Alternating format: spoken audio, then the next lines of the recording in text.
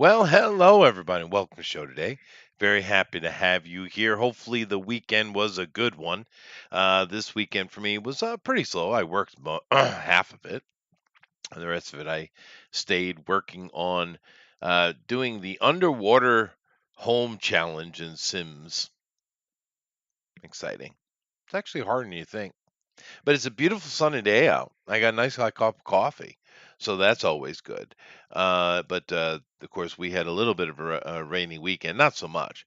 But what it means is this week is going to be brutal hot, brutal hot. Wonder how it is where you are. It is the middle of summer, so expect it to be hot. Nevertheless, let me go over here and hit that like and share button. Hopefully, you'll do the same and let people know that we're on live and they come and join us. So, hello, lady. How you doing? Go ahead and hit the share.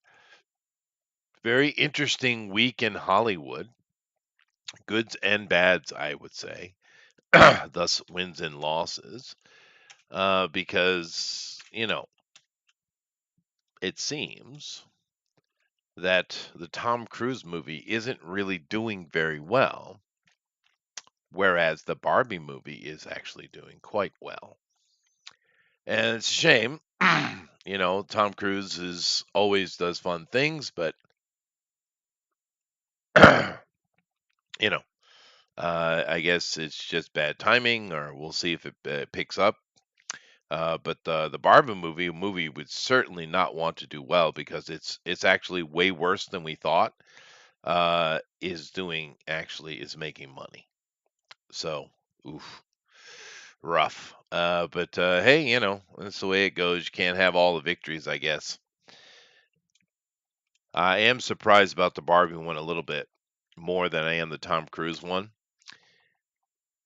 Yeah, and the Oppenheimer thing is not beating Barbie. They were going on about, oh, it's gonna crush it, and it's not. Barbie's making money. Uh-oh, and they're so proud. It all the movie we're going to talk about it a little bit later, but the movie always sounds a little bit of a negative. That is very strange, yeah. Uh, because it turns out with the Barbie movie, Ken's the bad guy, and he discover when they go to the real world, he discovers actual patriarchy, and he decides to bring it back, and he's the ultimate villain because he brings back literally in the movie patriarchy. But also, if you listen to a lot of stuff said about Ken throughout the movie, it's almost as if Ken is fighting for his own survival and his right to do so. It's interesting. I wonder if they missed a beat there. I won't know because I won't watch it. But nevertheless, I was going to watch it anyway, even if they made just a normal Barbie CG like they normally do for the girls. But we're going to get into that a little bit more deeply later because there is some interesting things around that movie. But once again, hello, lady. Hello, Roger. 100 degrees where you're at. Yep. Uh, it's uh, it's hot here. Nothing brutal. Well, more like pretty hot. Oh, I see, Sheldon. Awesome show today, indeed. Well, thank you, Roger. Um, and Sheldon says Oppenheimer has that gratuitous sex scene too, though that would have done better. I thought that would have done better. They have a gratuitous sex scene in Oppenheimer. Why? I mean, honestly, why? That stuff always bugs me. I don't mind if having sex scenes in your movie if it's part of the plot. It's kind of important. But otherwise, I never really cared for it. You know, it's like Game of Thrones. It was a good series, first 4 seasons anyway. But there are a couple of sex scenes in that story that are important to the story, for sure. But all the rest of it is just gratuitous. I've never understood why we do that. In Oppenheimer, of all movies, we're going to talk about that a little bit more later too, and a little bit of pushback against it, which of course surprise. But we got a few stories to get into today, and my time's a little bit shorter today than normal. I have some extra stuff I have to do today.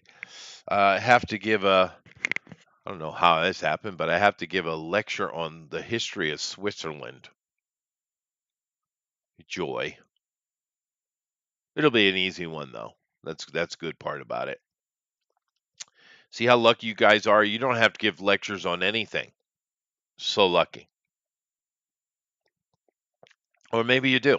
I don't know. What's your job? Do you have to give lectures? I do, like all the time, every day, in fact. But that's all right. I do enjoy pontificating, don't I? And I got a lot of practice at it. 30 years, I guess. That's a lot of practice. You get good at something if you do it enough, and that's pretty straightforward.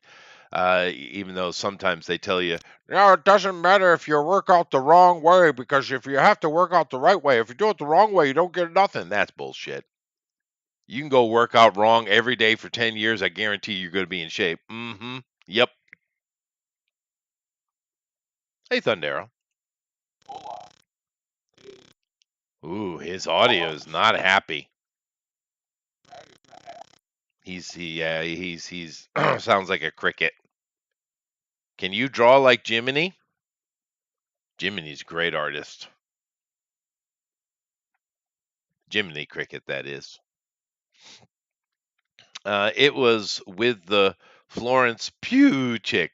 They didn't know if that sex scene would cause the world to explode. Florence Pugh, who is she? Do I know her? I don't think so.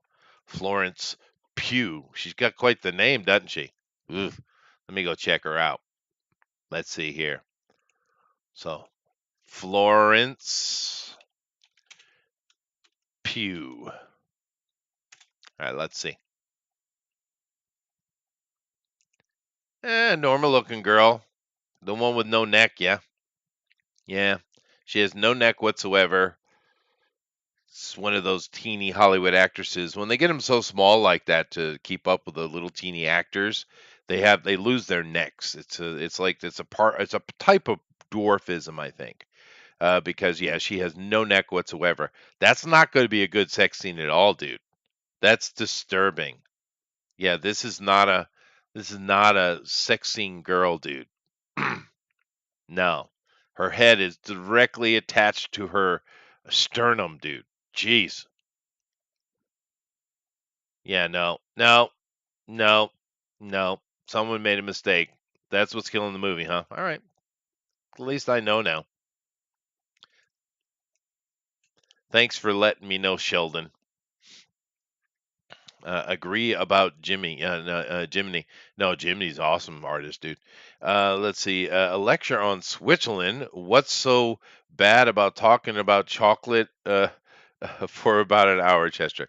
Yeah, yeah. No, no, no. Oh, you want to see the picture of the pew? All right, fine.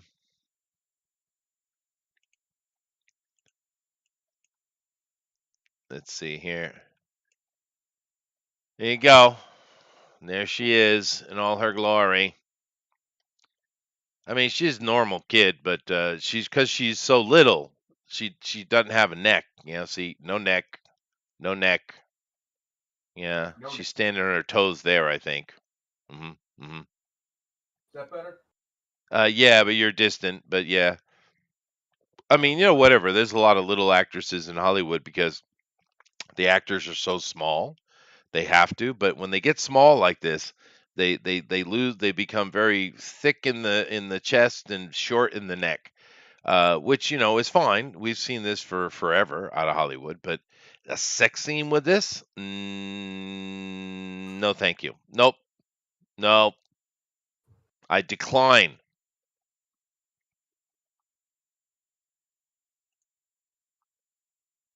Am I alone in this? Do you want a Florence Pugh sex scene? We're seeing if Thundera's working yet. He's waiting.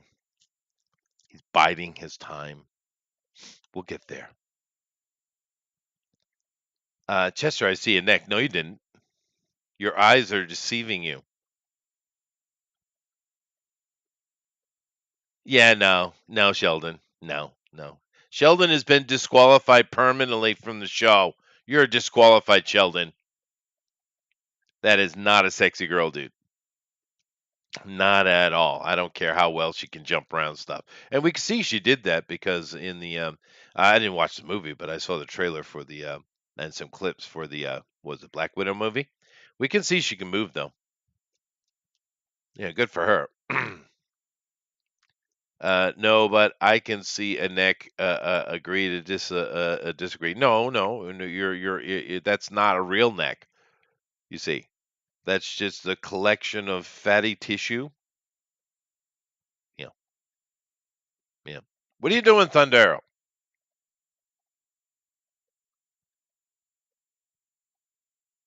He's fallen into the nether. Oblivion has gotten our dear Thundero, masters of lightning. Hmm. Oh, there, I heard a hmm. I heard a hmm. I think it's Discord just being special. Well, how far away from the mic are you? It's my headset. It's right on my mouth. Oh, wow. Well, I could turn you up a little bit. Let's see. Go ahead and talk again. Hello, hello. Go ahead. Hello, hello, hello. Yeah, I doubled your volume. That should be fine. Let me try something. Okay, he's got to try something. He's got to turn it off, then turn it on again. Again. He is trying to fix the sound. Yes, he is. You know, that's mean, Sheldon. I'm going to search the internet and figure out who your cousins are. Okay? But she's technically part of the New York family. Hard to saw him anyway. Only in summer.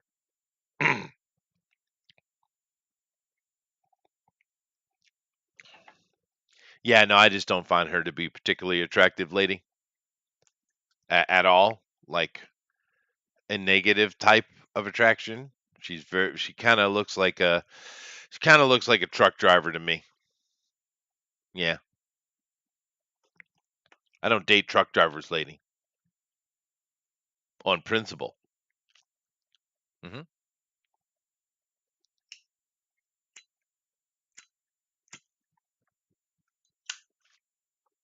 Well, as we wait for Thundero to fiddle with his stuff, what'd you guys do on the weekend? I know, like I said, I worked on Saturday, and then yesterday I just was doing that Sims challenge. I like the Sims, and there's a challenge where I don't do most of them, but I hear every now and then I'll see one that's interesting. To build an underwater home in The Sims. And it's actually a lot more difficult than I thought it would be. I thought it would be easy, but the AI is not happy because you're building underwater and it knows it, so it becomes obstinate. I did it anyway, though. I succeeded, although I couldn't do what I wanted to do, though. And I saw other people did, so I don't know how they figured it out. I'll have to cheat. I'll have to go and do research. Um, I don't see. What do you say there? Lady says, "Is that why you dislike her? Because she's your family?" No, I don't know her at all, but she's just very unattractive. Um, that sucks, Sheldon. 12-hour shifts, many days in a row. Yeah, that is a good point, Dave. Reroute auxiliary power through the transwarp inducers. Is Thundero. that better? It is way better. Yeah. Yeah, I had to switch mics. I think my headset might be dying. Like dying permanently. Aw, that's sad. Yep. I've had mine since we started, so day one. So what is that? 5 years plus? Yeah. Yep. Well, we'll Yep. see. I did spend a couple $100 on it, so maybe I'll get a little more time out of it. Who knows though? You never know. One would hope. Yeah. One would hope. Yeah. Anyway, how was your weekend? How was my what? Weekend. Boring. Very, very boring. Very lazy. One of those kind of weekends. Been having what's the word I'm looking for? like a rut, kind of, all Oh, week for one yeah. of those weeks. Yeah, they happen. It's okay. Yeah. Everything doesn't have to be all roses all the time. Dave says, I read Rampaging Hulk magazines I got off Angleton auction. Some Moon Knight backup stories in them. Oh, nice, dude. That sounds good. That sounds like a good time. Yeah, some of the old Hulk stuff was really good fun. I don't know what they're doing with him now. I see he's become Chinese. That's right. Nice, Yeah. nice. He's just, he's a Chinaman. You know, You see, in their push for equality and diversity, mhm. they eliminated the white men as much as possible They do, because that's what.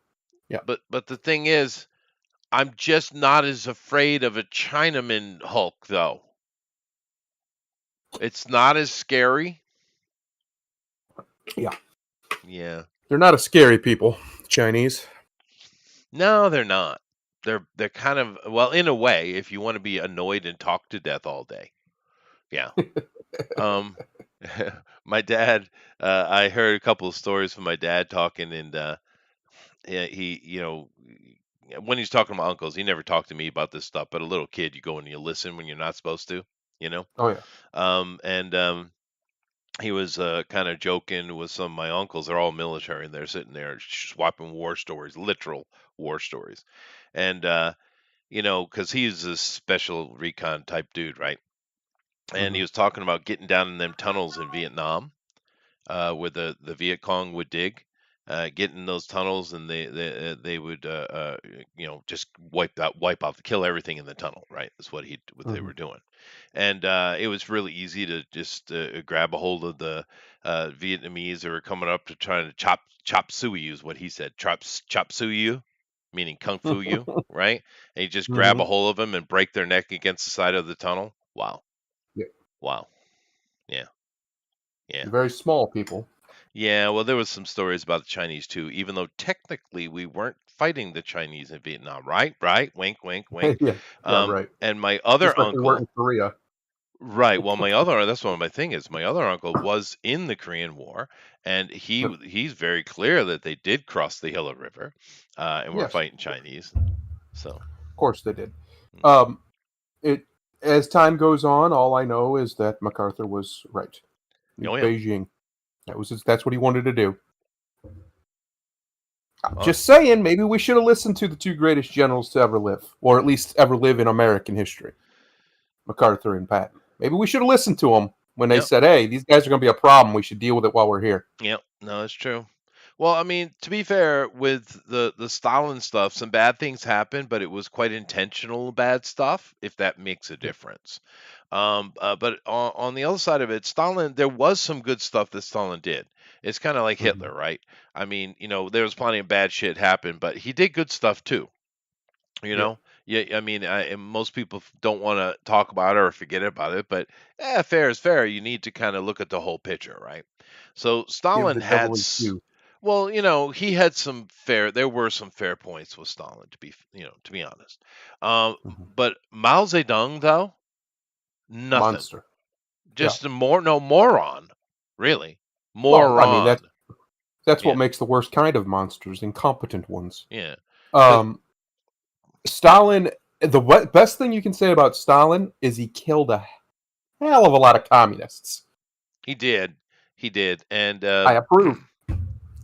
well, but the thing is, he was a very shrewd and capable criminal. I mean, literal, he was like a mafia type, an Yeah. actual gangster. Strong Uh, man. Yeah. yeah, strongman, but he was actually a very clever and smart one. He wasn't dumb, you know. So all his horror and shit that he did, which was a lot, he did intentionally with thought, you know. Yes. And like I said, there were other things that he did that were actually quite good. One of the things he did that's turned out a bit of a pain in the ass right now is the whole Ukraine thing. Ugh, that's definitely his fault. But Mao Zedong, that just pure moron, dude. Not a single Yeah. thing that guy did turned out good. Not one thing. Now, how do you do that?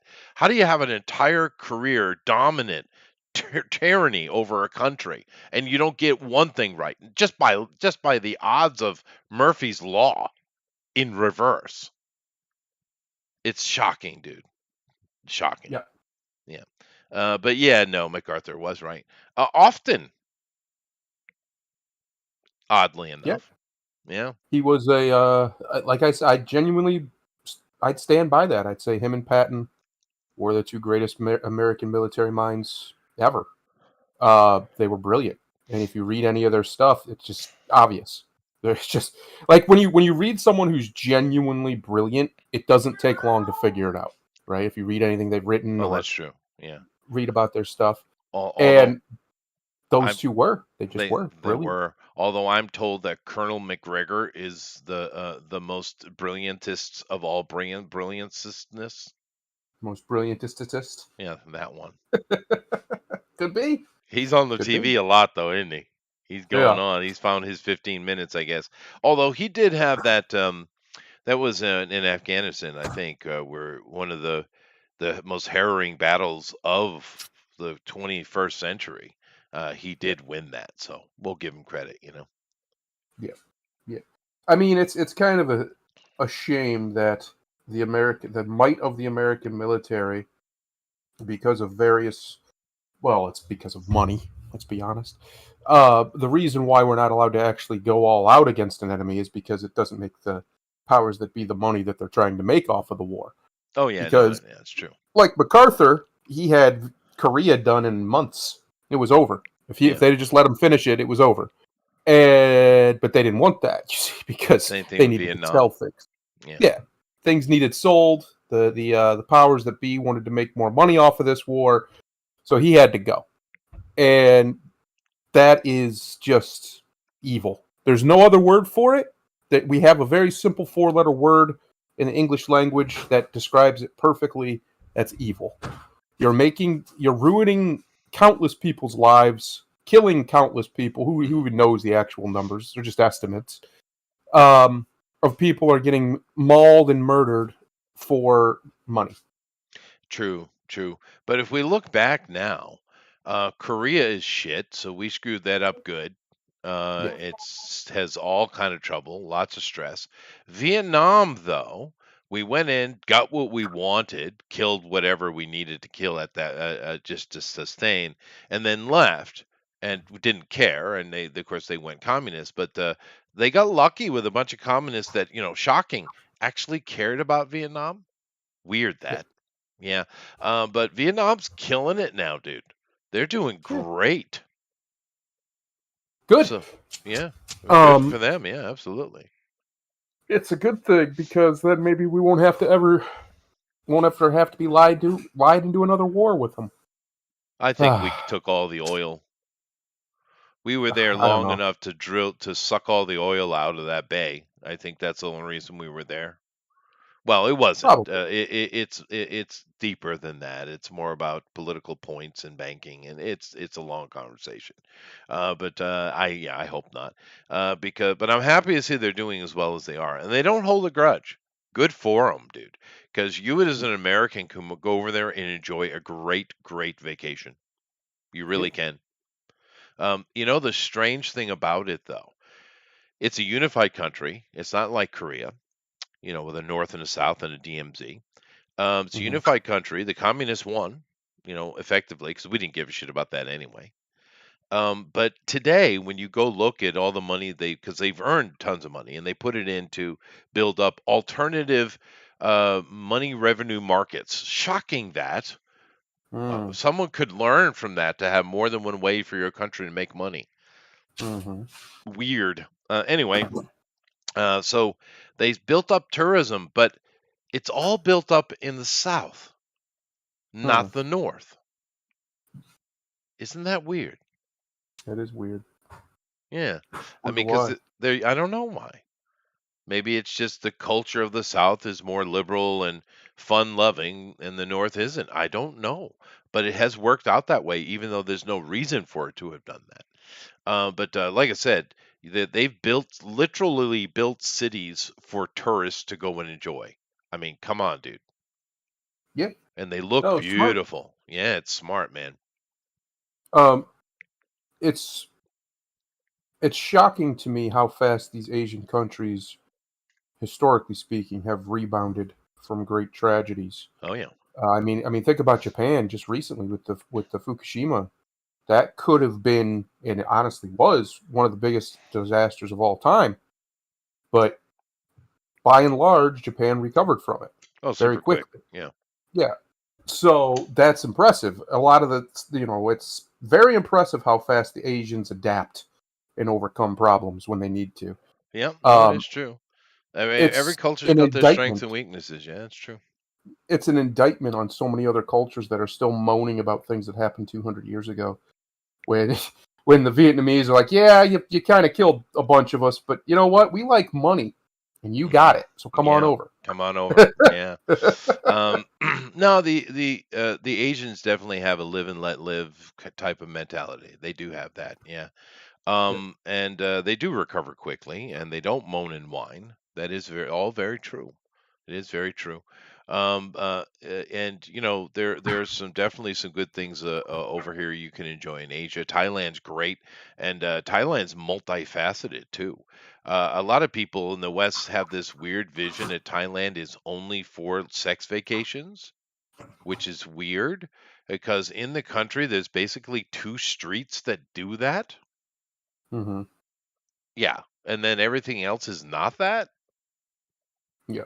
but that's It's the just what people image. hear, Yeah. right? Um, It's a stereotype. I took my honeymoon there. It was a great honeymoon, dude. It was awesome. There's so many wonderful things to do in Thailand. Vietnam, Cambodia's coming up. Laos won't because the priests have a death grip on that culture. I Yeah. mean, it's yeah. I don't know what's going to happen with Laos, but the Lao, I think, are in trouble.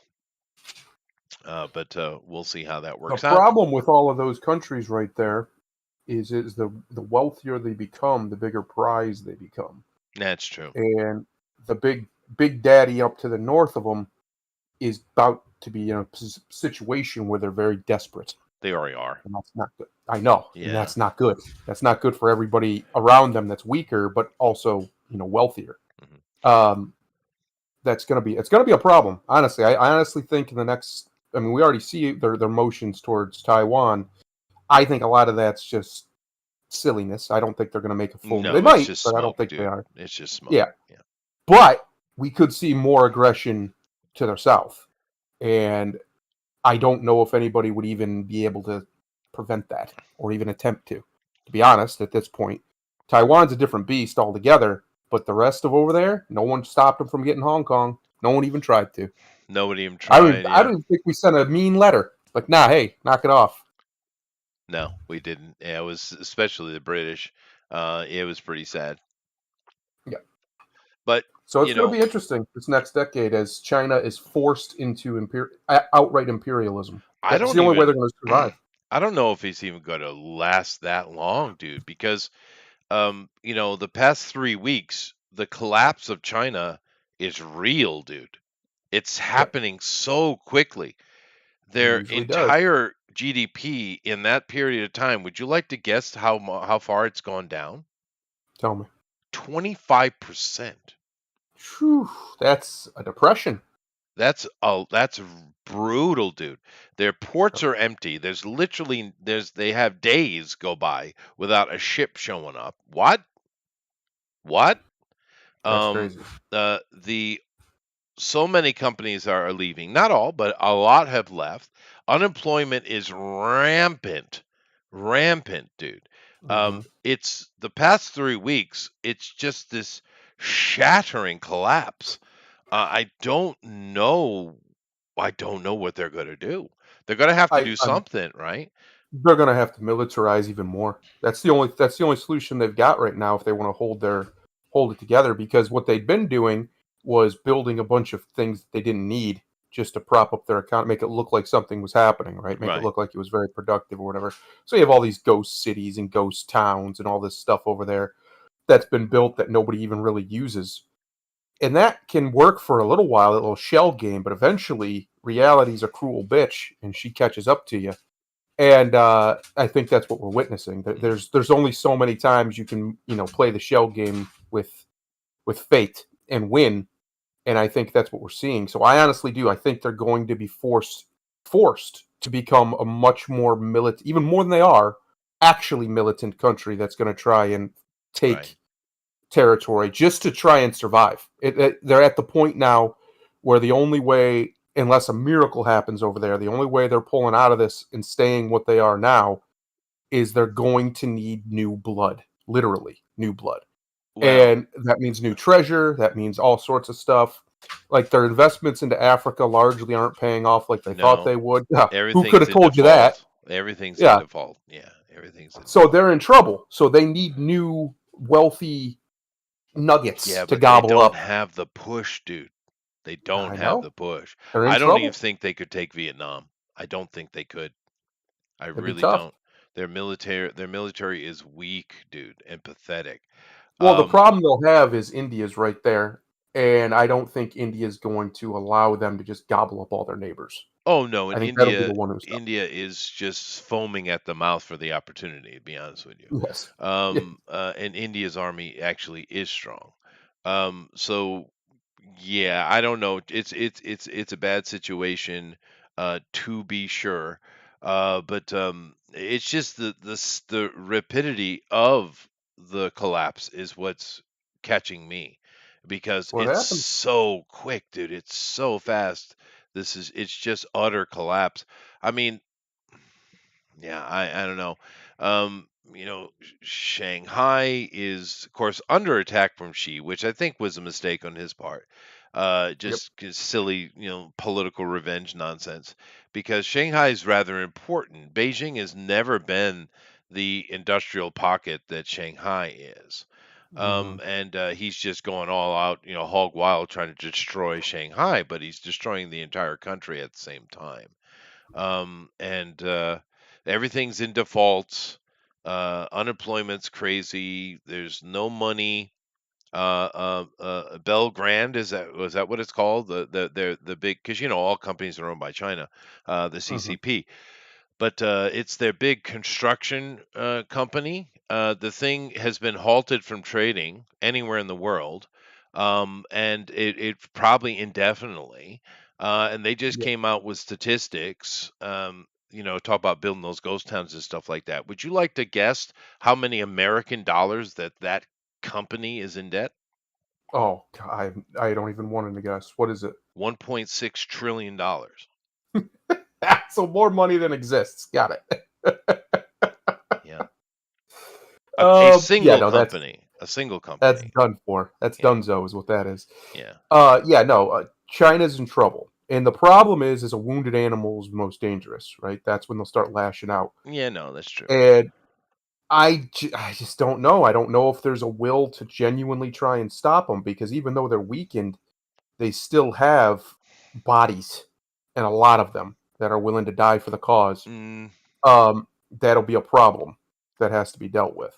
So I don't know, man. It's going to be a very interesting decade. It's funny that I think all the people who were predicting that China was going to be the next great superpower and then maybe even the hegemon.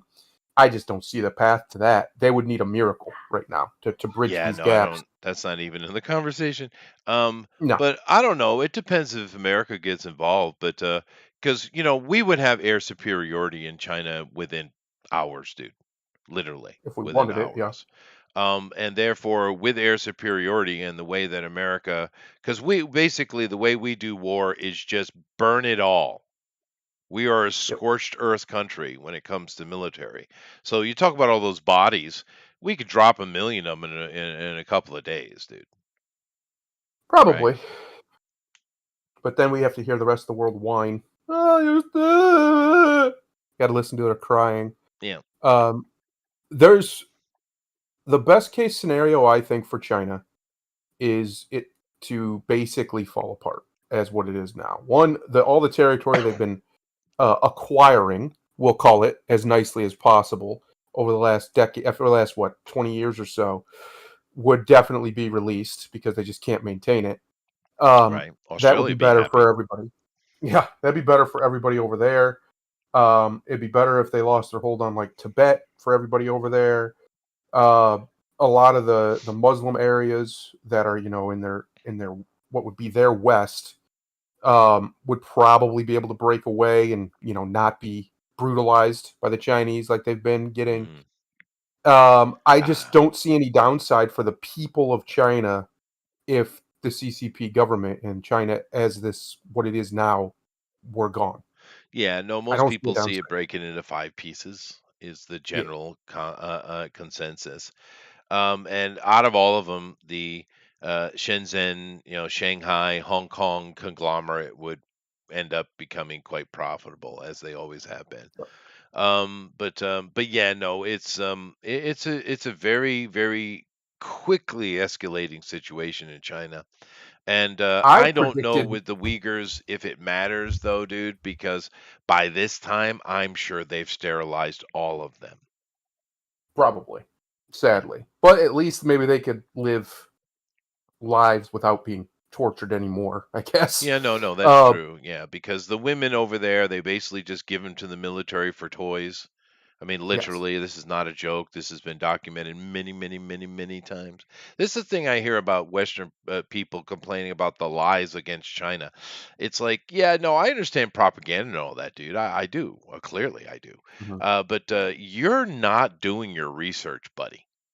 No, You're no, you're really not not. looking, not Yeah, digging deep enough. not even a Um, little. Yeah, because it's I've pretty brutal. for years said that I think the in that area somebody's going to become the new big dog, and it would only make sense if China falters, and it looks like they are.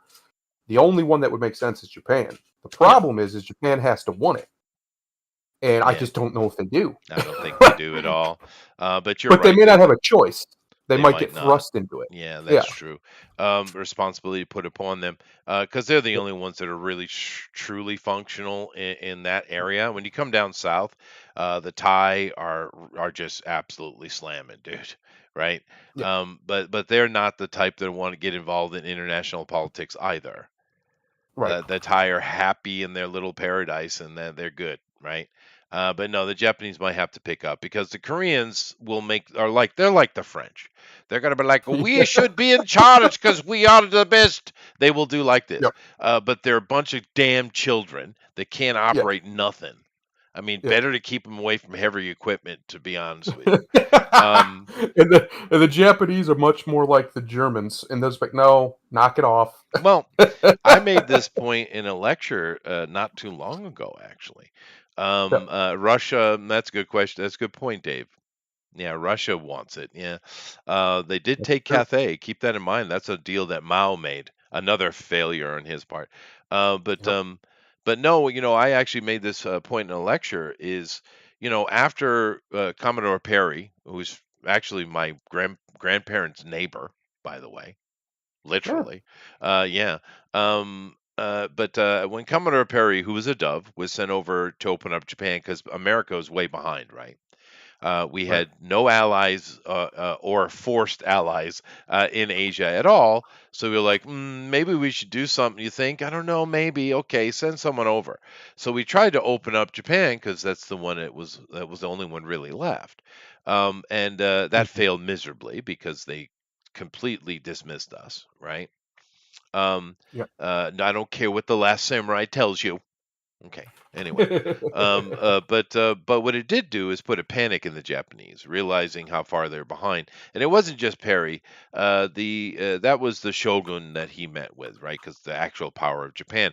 But the Tenno, who is like a king, they call it an emperor, but I don't know how that translates. But whatever.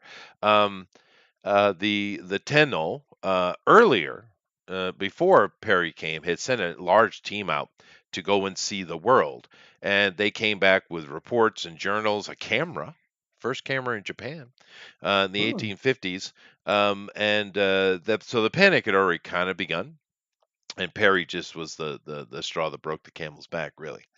Um, but um, but this panic sent the Japanese into desperation that we need to catch up. So they had to pick someone. They didn't pick us, right? So who did they pick? And I asked the Japanese this question, and of course they don't know, right? But of course, who they chose were the Germans. And I'm Yep. like, and I explained that to these are adults I'm talking to, and I'm like, why did the Japanese take the Germans? Why? And I reiterated that I thought it was the right choice for Japan at the Mhm. time, actually. But I said, why was that? And they couldn't figure it out. And I was like, because you're just like them. Yes. Meticulous little gnome people. That's what you Hmm. are. That's right. That's right. But yeah, that was interesting because they once I explained it all, they understood it. Not a hodl, they understood it. Yep. That was an interesting little lecture. But yeah, no, the Japanese probably do need to pick it up. But I don't know. It's weird. Japan doesn't have problems, but it does have problems. It's weird Right. place, to be honest with you. It is. Well, one of the big problems everybody over there has, though, thankfully, at least it's a common problem, and it's the demographic problem. People stopped having kids like they used to, Oh yeah, and Japan's obviously got a big problem with it. China, I think China is like the worst in the whole damn world, or one of yeah. them. That was once again Mao. Yeah. That was Yep. from his second time. See, because he kind of got pushed out because every single thing he did failed, and they brought in a team that actually did some stuff and got stuff on track where it was successful. Then he got himself Mhm. back in power, killed those guys, Yeah. That's revenge, and then those them. the single child policy he put in place. So Mao is 100% circle of incompetence and horrible Chinese decisions. It's Mao. Yes. Yeah, Well, the Japanese, even with that problem, and it is obviously a problem, it is. they're one of the only ones that are positioned, however, to overcome it without importing human beings Yeah, because robots. yeah, their mechanization, they've been mechanized forever, Mhm. and the more that gets more and more efficient, the better the robots become, the better the Japanese will become at manufacturing, Oh yeah, and which they're already fantastic at, obviously. So it's only up. I know a lot of the people around the world look at the demographics of Japan. You got people from outside, especially writing all these articles that they're going to have to let in immigrants. And blah, blah, blah. No, they're no, not. Calm they're down. not. Calm They down. won't. They If they anything, they'll don't shut the borders understand. for good. They'll No, be the like, nah. Japanese are incredibly xenophobic, dude. They're not. That Yeah. ain't happening, dude. No. But give you a couple examples to talk about that mechanization. Mhm. Over in the West, I hear whining and whinging for years now. I have to bring my own bag to the grocery store.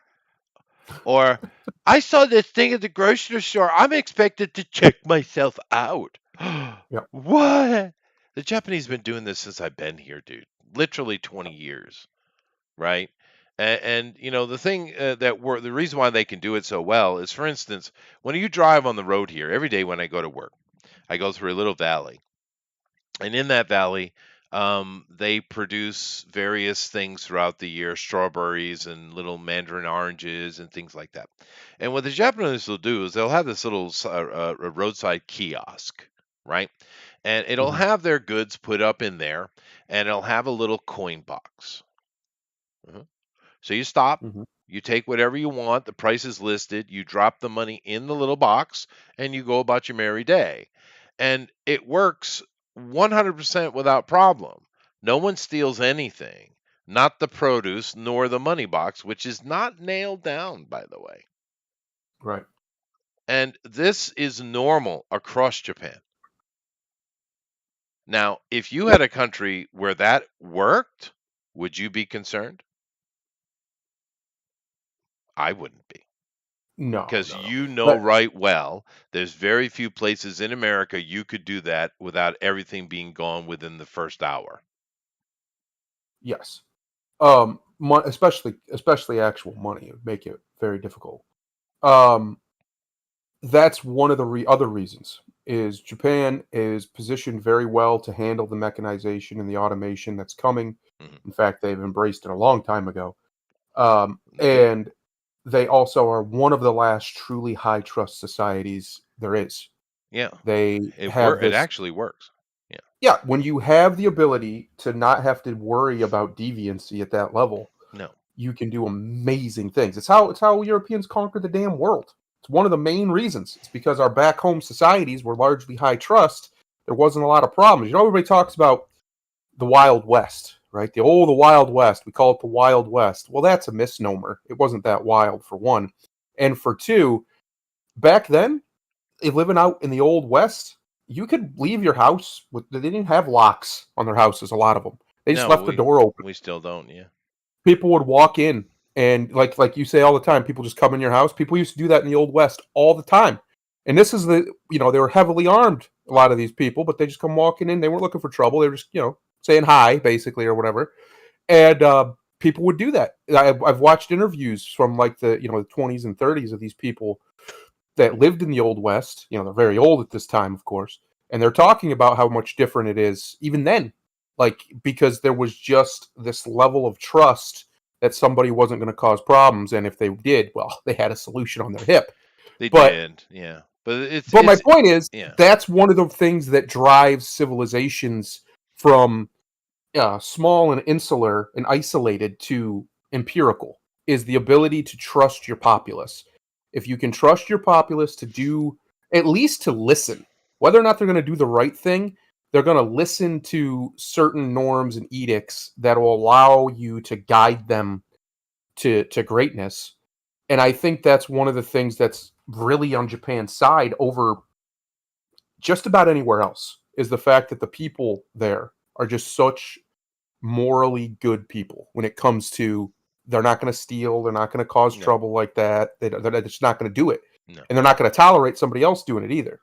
So that right there is how countries become superpowers. Is once the people are in line, and the Japanese people have been that way for a very long time, it's not that hard to get to cross that line if you have, a large enough population, which Japan obviously does. If you have a decent agricultural base, which Japan has a great agricultural base, and nowadays you have to have manufacturing as well. The biggest problem Japan has is, of course, oil, right? They don't have their own oil. Yeah. It's always been their biggest problem. But as long as America and Japan are friendly, I don't see any reason why that would ever be an issue for them going forward. Well, I've said for quite a while now, what Japan really needs to do is become buddy-buddy with Russia. I agree. They need to be friends with Russia. It hurts them not to be. Everybody should be friends with Russia. There's there's good no reason reason not to be be. their enemy. That's true. But to kind of touch on the whole how quickly they recover from Tohoku, you have to keep in mind that we're also accustomed to it. Like for instance, 2 days ago, we had I had an earthquake here we get them all every day in Japan, small ones, but the bigger ones pop at different places. I got one the other day. It was a weird one too. It was very side to side instead of up and down, and it lasted for quite a while, and it stirs like, okay, it's quieting it down. Then there it goes again, and then it goes, oh, there it goes again. It was one of those Right. kind. And but we deal with it so constantly that the Japanese are old hat at dealing with disaster. They're just old hat at it. Yeah. Yep. In Russia, friend make you. That's a good point, Dave. I remember after that happened, after the earthquake and the tsunami and all of that, and people's homes were destroyed, and the Japanese aren't very trusting of banks as a culture, which is a good thing. It's smart of them. So a lot of them keep their money at their house. Yeah. Well, there was just money just floating around from the tsunami, and safes just out there in the middle of the water, just chilling. And people were just collecting it and taking it back to the people they belong to, and like there wasn't none of this. Like if that happened here, bro, it'd be loot central, is what that would be. It'd be on. Well, that's because America has is not homogenous. It's all, thousands of little tribes. That's why. Yep. But no, I remember like when there's a disaster, for instance, we saw with like in Katrina in New Orleans, right? Just absolute ridiculous criminality going on, just disgusting stuff. Yep. And but here in Japan, people were lined up at convenience stores to get the stuff they needed. The convenience stores were giving out stuff for free. There was no violence. There was no shoving. There was no argument. It was quiet, peaceful. Yeah, I know. As normal And handled. and handled, Quiet, yeah, peaceful, and very handled. quickly. And of course, the Japanese also mobilized very quickly in that regard. If there's any kind of problem in town where you have like a big rain and a mudslide buries a house, or there's a little bit of flooding here or there, the entire village or town just shows up and digs everybody out. Yep. It's Just just gets to work. it's normal. Yeah. Just gets to work and gets it done. And they build their structures here to be able to deal with those kind of things, earthquakes and floods and stuff. So you might lose some of the, the chintzy crap you have sitting on the floor in your room, but the house itself will be fine. Right. Right.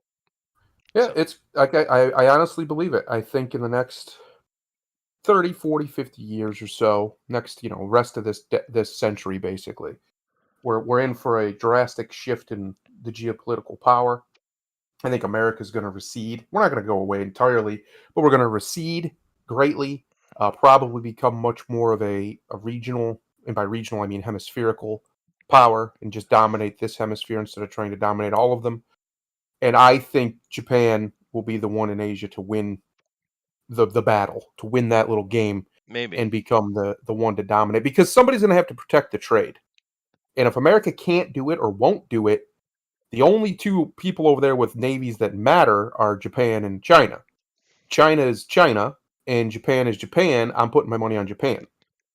Oh yeah, So, no, no, that's true. Someone does yeah, need to protect the trade, and America used to care a lot about that, an awful lot about that. But yeah, this current administration doesn't seem to care at all about that, yeah, which they care leads about me into cocaine. my conspiracy theory that I think they're literally trying to destroy the country because it's the only holdout they have that they can't strong arm. Yes. Right. So I don't know, but because the level of incompetency going on in the current administration, let's use the word regime. I don't think that can be just buffoonery. Do you? Do you think it's just they're that stupid? Do you really No, believe that? no, they've been trying to crash this ship for a very long time. The problem is the American people were so resilient and so very hard to crush because of what we are and where we come from as a nation, and a spirit. We're united less by blood and more by spirit, and that is hard to kill. I mean, there's a reason they ran here, and then very quickly, when you talk about historically anyway, conquered a continent and built it Hmm. into the most powerful and successful and wealthy nation to ever exist, or one of them at least. Yeah. Well, Um, when you talk that about spirit hijab, is very hard to crush. when you talk about hegemony, and homogeneousness, Yep. those Protestants, dude, those damn Yankees, Yes. that was a good run, dude. Think about Yeah. that. That was almost 400 years, right? Because that homogeneous nature of America didn't start cracking until the 60s, Correct. 1960s. That's a Correct. long run, dude. And Well, look and then they how started to directly import non-European descendants to break it up even more, yeah, right? they So did. Yeah. even if you want to take the race argument out of it, the cultural argument it's inescapable. Latin America's Catholic. Oh America was yeah. very Protestant. It is Uh, the Protestants where they all went. Yeah. but- so you bring in a bunch of Catholics, and they don't have the same ethos as those Protestants did, and lo and behold, now you have friction. I'm not blaming them; it just is what it is. But that's going to cause friction no matter what. I mean, look what it did to Europe for hundreds of years. It tore Europe apart. Shouldn't have So let those damn Catholics into New York. I agree. You know, Kick them out. kick them out. All of them. Get the Catholics out. Send them But back. the funny thing it is, even though we're seeing a recession in that unbelievable run, the creation of the Industrial Revolution, even. Um, Yep. but keep in mind that the whole world now has that Yankee mentality. They've Good. all adopted it. Here in Japan, they are the perfect little Yankees, right? And they Yeah. don't even know it because if you go back, to Edo time before Commodore Perry came here and the black ships and all that, the Japanese Hmm. didn't think anything like they do now. They weren't out there working 8 hours a day. Fuck off, dude. No Right. one did. It's only those damn Protestants went and did that shit, and they did it for enough centuries to create the modern world. That's what Yep. happened. But the whole world has that Yankee ethos now, whether they're aware of that or not. And the It's ones crazy that don't are because easy to see. yes, it's crazy because you can see that you're correct too. Like, even in Africa, you can see it. It's a dichotomy between ideologies because obviously the African people are they're not homogenous, even though people like to pretend that they are, but they look homogenous, right, to outsiders. So you can see in real time uh, what the ideology, what the thought does, what the I call it truth before face, what that does to people. Because when you become more pragmatic, you're if you do this societally and you become very, we got to get this done, that they're very task oriented, your society comes up. When you don't, and you worry more about, aesthetic or whatever, just anything else, face basically, pride, things like this, your society at best stagnates and then eventually withers because you need people doing the work. Someone's got to do the work. And the more people doing the work, the easier the work becomes. And that's why you see certain countries in Africa are actually they're starting to do pretty good. They're coming up. Like I've talked about Nigeria all the time. Nigeria, it's better than some cities here. Some of the cities over there, I'll tell you that. Uh, they're starting to fix themselves because they've adopted what you call the Yankee mentality. I just call it the formula. It's very simple. It's truth before face. The work must be done.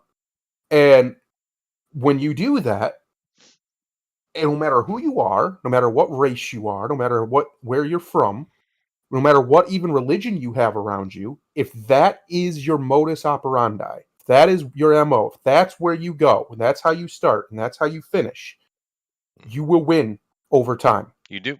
Not not that you might win over time, you You will will. win over time. No, that's true. And that's what's happening. That's what's happening in the Middle East. You have the UAE, rich as hell, but they've had plans, and they did these things like Dubai and these other city states. Basically, is what they are.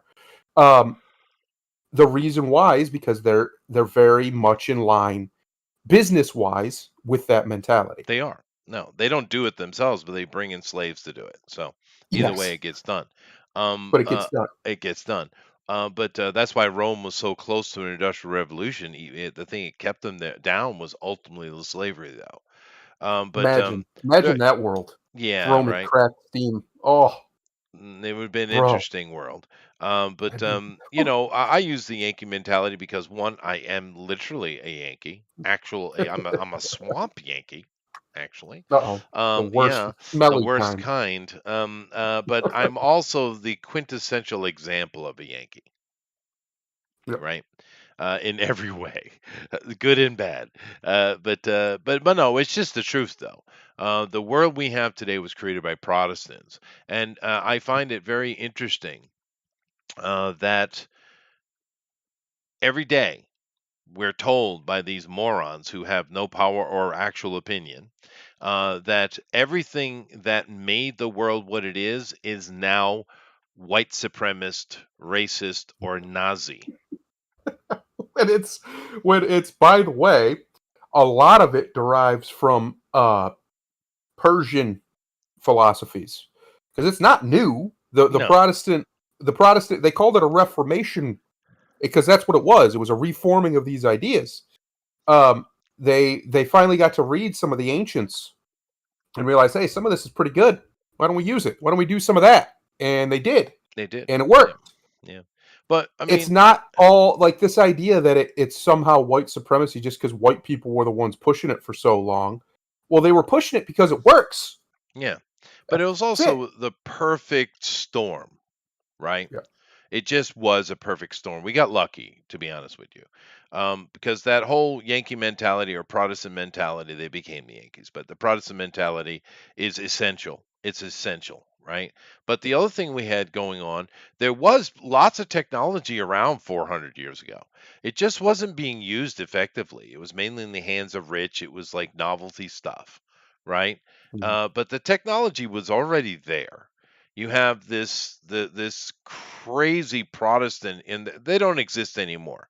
Understand, there are no Protestants anymore. They're gone, Not really. Yeah. right? They might call themselves that, but they're not that, right? But you have that magic formula of that, and then the third piece and the essential piece for the magic to happen is they fled this insanity because the Catholics who were using their French army as always to Mhm. brutalize. I mean, breaking limbs on the rack and the wheel, flensing flesh. I mean, the atrocities of the Catholics during the Reformation are unacceptable, Yep. unforgivable. But they ran away and they went to, where do you go? Well, there's a new place over here that Britain doesn't see. They don't like us much. They oppress us too, but at least they don't murder us. Let's Yep. go over there and get away from it all. And then they ran into an environment that, I would argue how undeveloped it was, but it was clearly in some kind of apocalyptic situation. Something had Hmm. happened. So I won't go any further on that. However, you add that formula that there is nothing. There's a simple little equation that I would ask you to think about. How many people are involved in making the shirt you're wearing right now? Think Oh. about it. How many people, right? You got the farmer, right? Hmm. Who's growing, let's keep it simple. Let's say it's cotton, right? If we Yep. get into polyesters, it becomes way more complicated, by the way. But keep it simple. So you got a farmer who's growing the cotton. The farmer needs to have equipment. Who makes that equipment? Who maintains that equipment? How many people are involved in the whole process of that equipment being made and delivered? Right? How many people just in that? But then we have that huge group of people to get the farmer doing what the farmer does, right? Yep. So now the farmer's making his cotton, right? He sells the cotton. Then the cotton has to be cleaned. It has to be threaded, spooled. It has to be loomed. It has to be dyed. It has to be. We have to have some kind of patent put in place that we decided on a fashion. Has to be cut out. It has to be sewed. It has to be cleaned up. It has to be manufactured. The entire manufacturing process needs to be laid out and produced, and all the people involved in all those nuts and bolts that need to be made before you get Yep. your goddamn $5.99 shirt, right? Yep. All of that is what a civilized world gives you. The Spanish ran down in Central and South America, along with the French, the Dutch, the Germans, Portuguese, etc., etc. And what did they run into? All of that was already there. All of it. Yes. Those Protestants came into America, they had none of it. Right. Nothing. Not even a They had some damn trees. road. Right. They had some trees and some fields and some mountains. So they All right. had Good to, luck. well, right, think about the daunting nature of that, dude. They had Yep. to produce the production line. They had to Yep. produce everything, dude. And that wilderness survival, the motivation that that gives you, set in with their dogged religious ethos. Yep. And then, of course, the fact that there were technologies laying around. When you throw all that together, you get this freaking miracle we call the Industrial Revolution, dude. And Yep. people don't respect that. They don't take it for granted. Um, and that's partially the Industrial Revolution's fault because it made things so much easier that it allowed ingratitude. These people at the time you're talking about, for a good 200 of those years, 200, yeah. life was very, very, very hard. Rough. Like we don't even understand it really. We kind of oh yeah, they had to do. No, you don't even understand how hard it was just to get water, how much work Yeah. it took just to drink that day. Yeah. So 200 years of it, building the infrastructure is what it was. Yeah. yes, it takes unbelievable amounts of work today, even today, for people to have clean drinking water like we do in America, because people just don't understand that there's a lot of places in this world that do not have that today. Even they just don't have it. They don't have the nice clean drinking water that America has in basically every city you can go to. The tap water is at least drinkable, except for a few exceptions. But by and large, the tap water is drinkable, and you'll be all right Yeah. if you drink it. You're not going to get dysentery or whatever. Um, that's not necessarily the norm everywhere. So just that one facet of human existence, the second most important for just daily living is water, besides air, of course. Hmm. And that was work. That was Oh an yeah. immense amount of Oh, work yeah. just to get to that water so they could have water, and every day it was a struggle. Every day it was work just for the Yeah. water. And that Well, was just one facet, and they didn't have any of that built here. none of it. They Yeah. didn't have nothing to go off of. They had to just figure it out as they went, and they did. And not all of them did. A lot of them, died basically. Oh yeah. But we just don't understand it. It It's was a brutal. different level of life that we just simply don't understand. Even if you go out today and say you go out and you go out in the woods, you're like, I'm going to rough it, and you don't take anything with you, you're still infinitely better off than they were. Oh yeah. Oh yeah, yeah, yeah, Infinitely. infinitely better off. But yeah, people just don't understand the implication of infrastructure.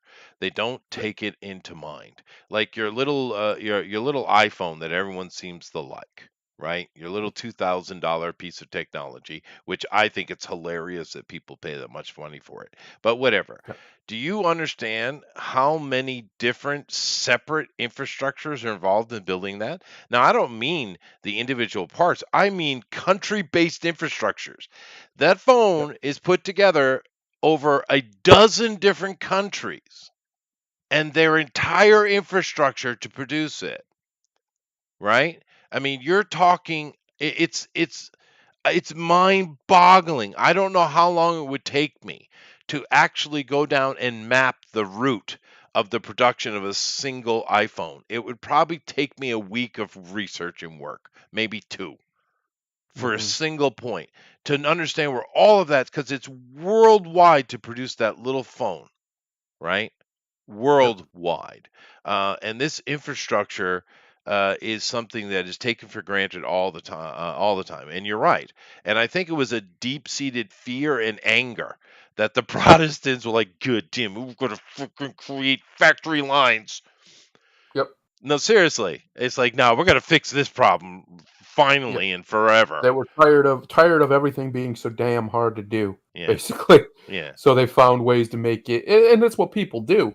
It's one of the things that bothers me in fiction. You'll see these fantasy stories or whatever, or even sci-fi, where the people aren't doing that, and I'm like, that's just not how humans work. Humans will always try and find the path of least resistance. They will always do that. So there's no way to me that certain things, I'm not going to get into specifics, but sometimes you'll see it, right? They'll have an overly complex way of doing things that nobody challenges in the story just because they need it for the story to exist. And I think that's silliness because that's just not how people work. The one thing that is nearly universal is people will always do the least amount they can to get the most amount out of it. Yeah, And that's normal, and that's why that's humanity's totally always normal. been outside of an industrial revolution. It's Yep. that mentality. Yeah, that's true. Yep. Roger, don't listen to that sweatshop nonsense. It's Yeah. nonsense. It's Western propaganda, dude. Those countries like Bangladesh, for example, that actually make most of the shirts these days outside of China, they are reeling in the money, dude.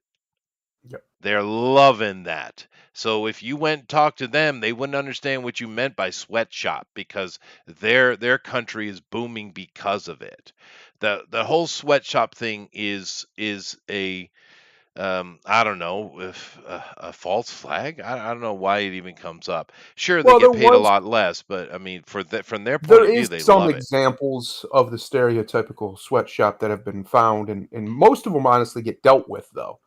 That is, it can be a real thing, but the vast majority of them aren't. It's a job. It's a job Yeah, like a job you go it's to just a here. It job. might be a little bit less, safety conscience or whatever, but that's just the way it is.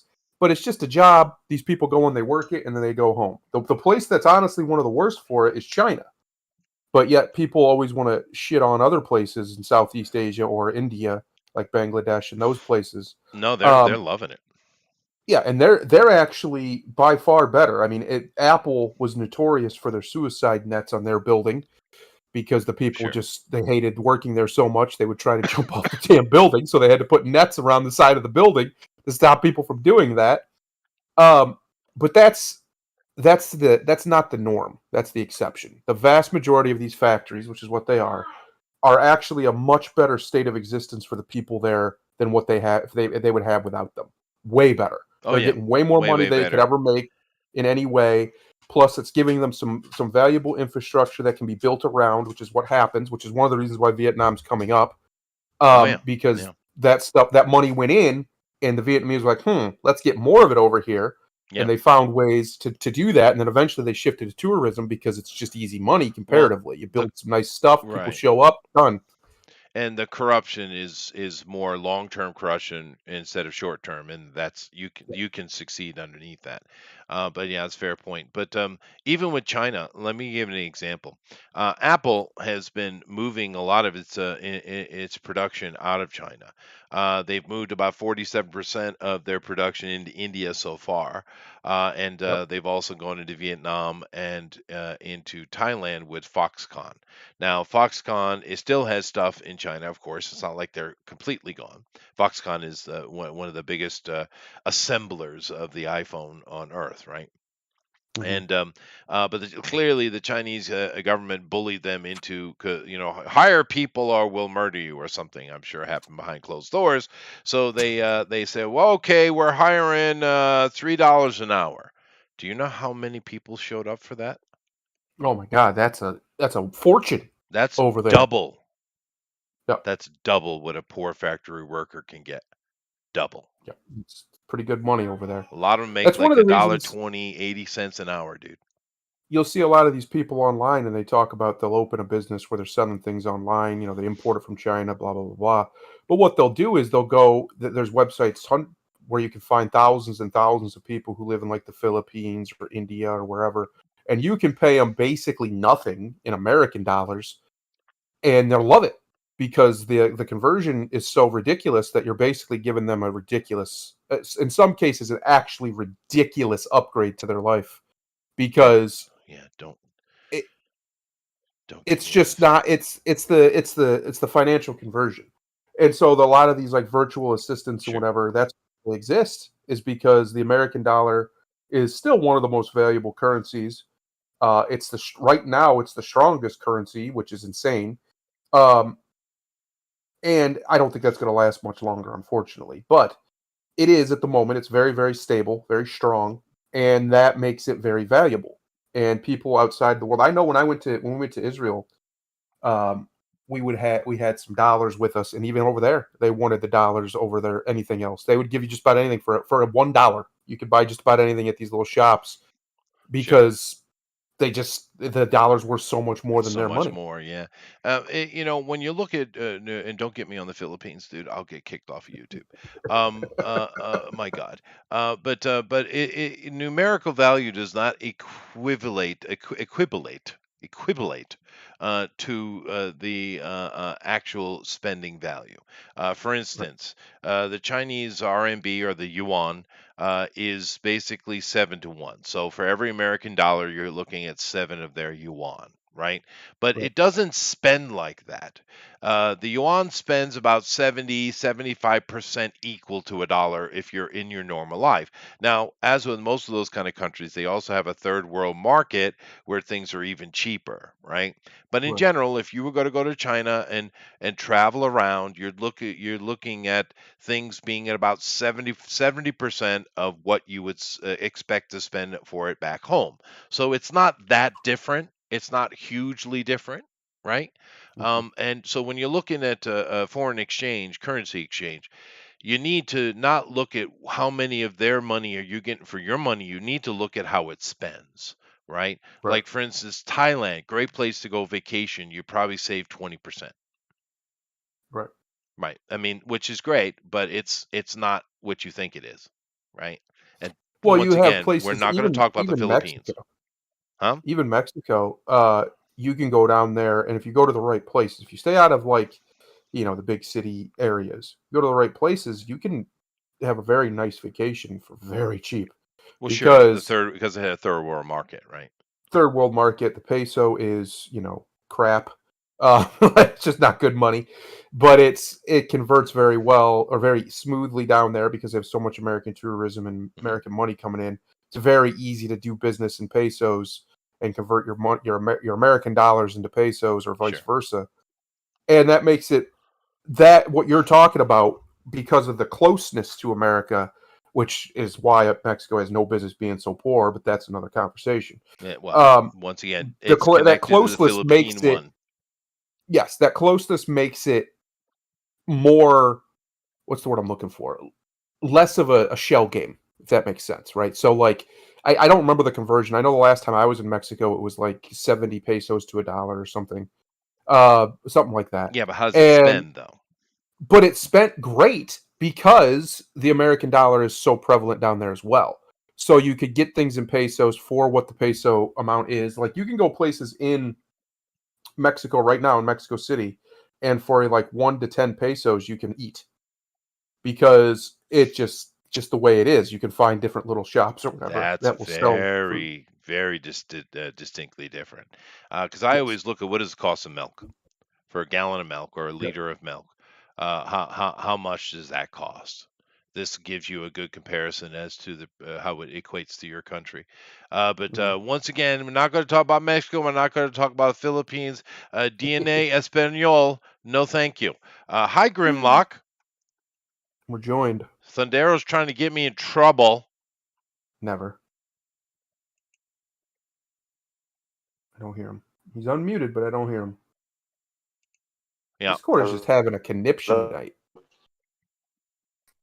Oh, Well, he's having the same problem you were having, huh? yep. It's something with Discord. It's having a conniption. Yeah, he'll work it out. He'll work it out. Anyway, let's start out with a little bit of a. Yeah, you're buggy. You have to drop out and come back in. Your Discord's having trouble for some reason. But just wanted to mention real quick, we do have an obituary. The legendary singer Tony Bennett finally passed away at the age of 96, dude. Same age my Jeez. grandma died. Um, Damn, what a career, dude. I mean, this guy was, part of, Frank Sinatra's crew. I mean, that's how Yep. far back he goes, right? Yep. Tony That is Bennett, crazy. good old Italian boy. I thought he was dead a long time ago, so that's No, shocking. I saw him a Um decade ago, so he was still doing something. Oh my God, he looks like he belongs in Tel Aviv. Shh, don't say So you're telling me he Louis. might be one of them Italian Jews? Yes, I I tell think people he all the is. time there's a lot of those that they're Grecians. Jewish people with Italian names. Yeah, they're Grecians. Uh, yeah, and he may very well have been one of those because that man is very Semitic looking. That is a very Semitic Yeah, because nose I, if I I've ever hate seen one. I hate to tell everybody this, but what we call the Greeks, the classical Greeks, were actually Jews. Shh, Yeah, don't tell anybody. that's a secret. I don't know what's going on with your wife's face, dude. She's an alien. The kid's cute though. You can keep the kid. Okay. Have you Look at ever him. done that stupid DNA toe test to see what culture you're from? Even though obviously you wouldn't know, of course. But would you like to know what my feet say I'm from? What I am? Where are you? Egyptian. That makes sense. Yeah. That I'm an checks out. Yeah. Egyptian Norwegian. How did that happen? I don't know. Get him, Tony. With the Lady Gagas. Okay. Look at him. Crazy man. Yeah, no, good for him, dude.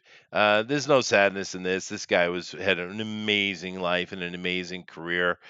Safe journey, sir. But yeah, it's awesome, dude. Uh, I mean, he just been with everybody. This guy's career is ridiculous, dude. I don't know why we're getting so many of the Gaga stuff because there's so many other interesting things than her. But yeah, Tony Bennett. Amazing life, amazing career, some really good songs, dude. Um, eh, 96. that's That's a awesome. long time. The only way I'd want to live anywhere near that long is if I still was mobile and able to move around and stuff. Obviously, you're not gonna be able to do everything, but if I can at least walk around, I'd be fine with it.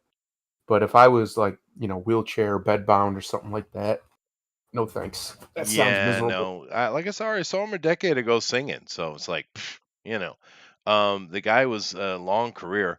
And it's interesting. My grandmother passed away at the same age. My wife's grandmother died at the same age.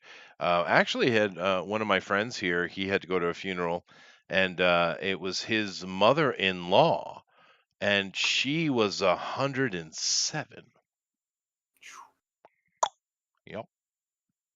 That's old. That's old. But like I said, there's no sadness here. I mean, this guy had an amazing career, but safe journeys. Condolences to the family as well. But awesome. Very, very nice. Let's move on to today's journey, though.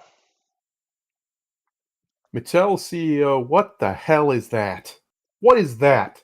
What language is that even? Yunnan? Inan. That's nonsense. Reveals Barbie film made to, quote, create an experience with societal impact. Societal impacts. Now we're going to get into what he says here in a minute because I find it very, very interesting. And keep in mind, before I do that, take a look over here. Where we at? Barbie is making money, dude. We'll see. It's first weekend.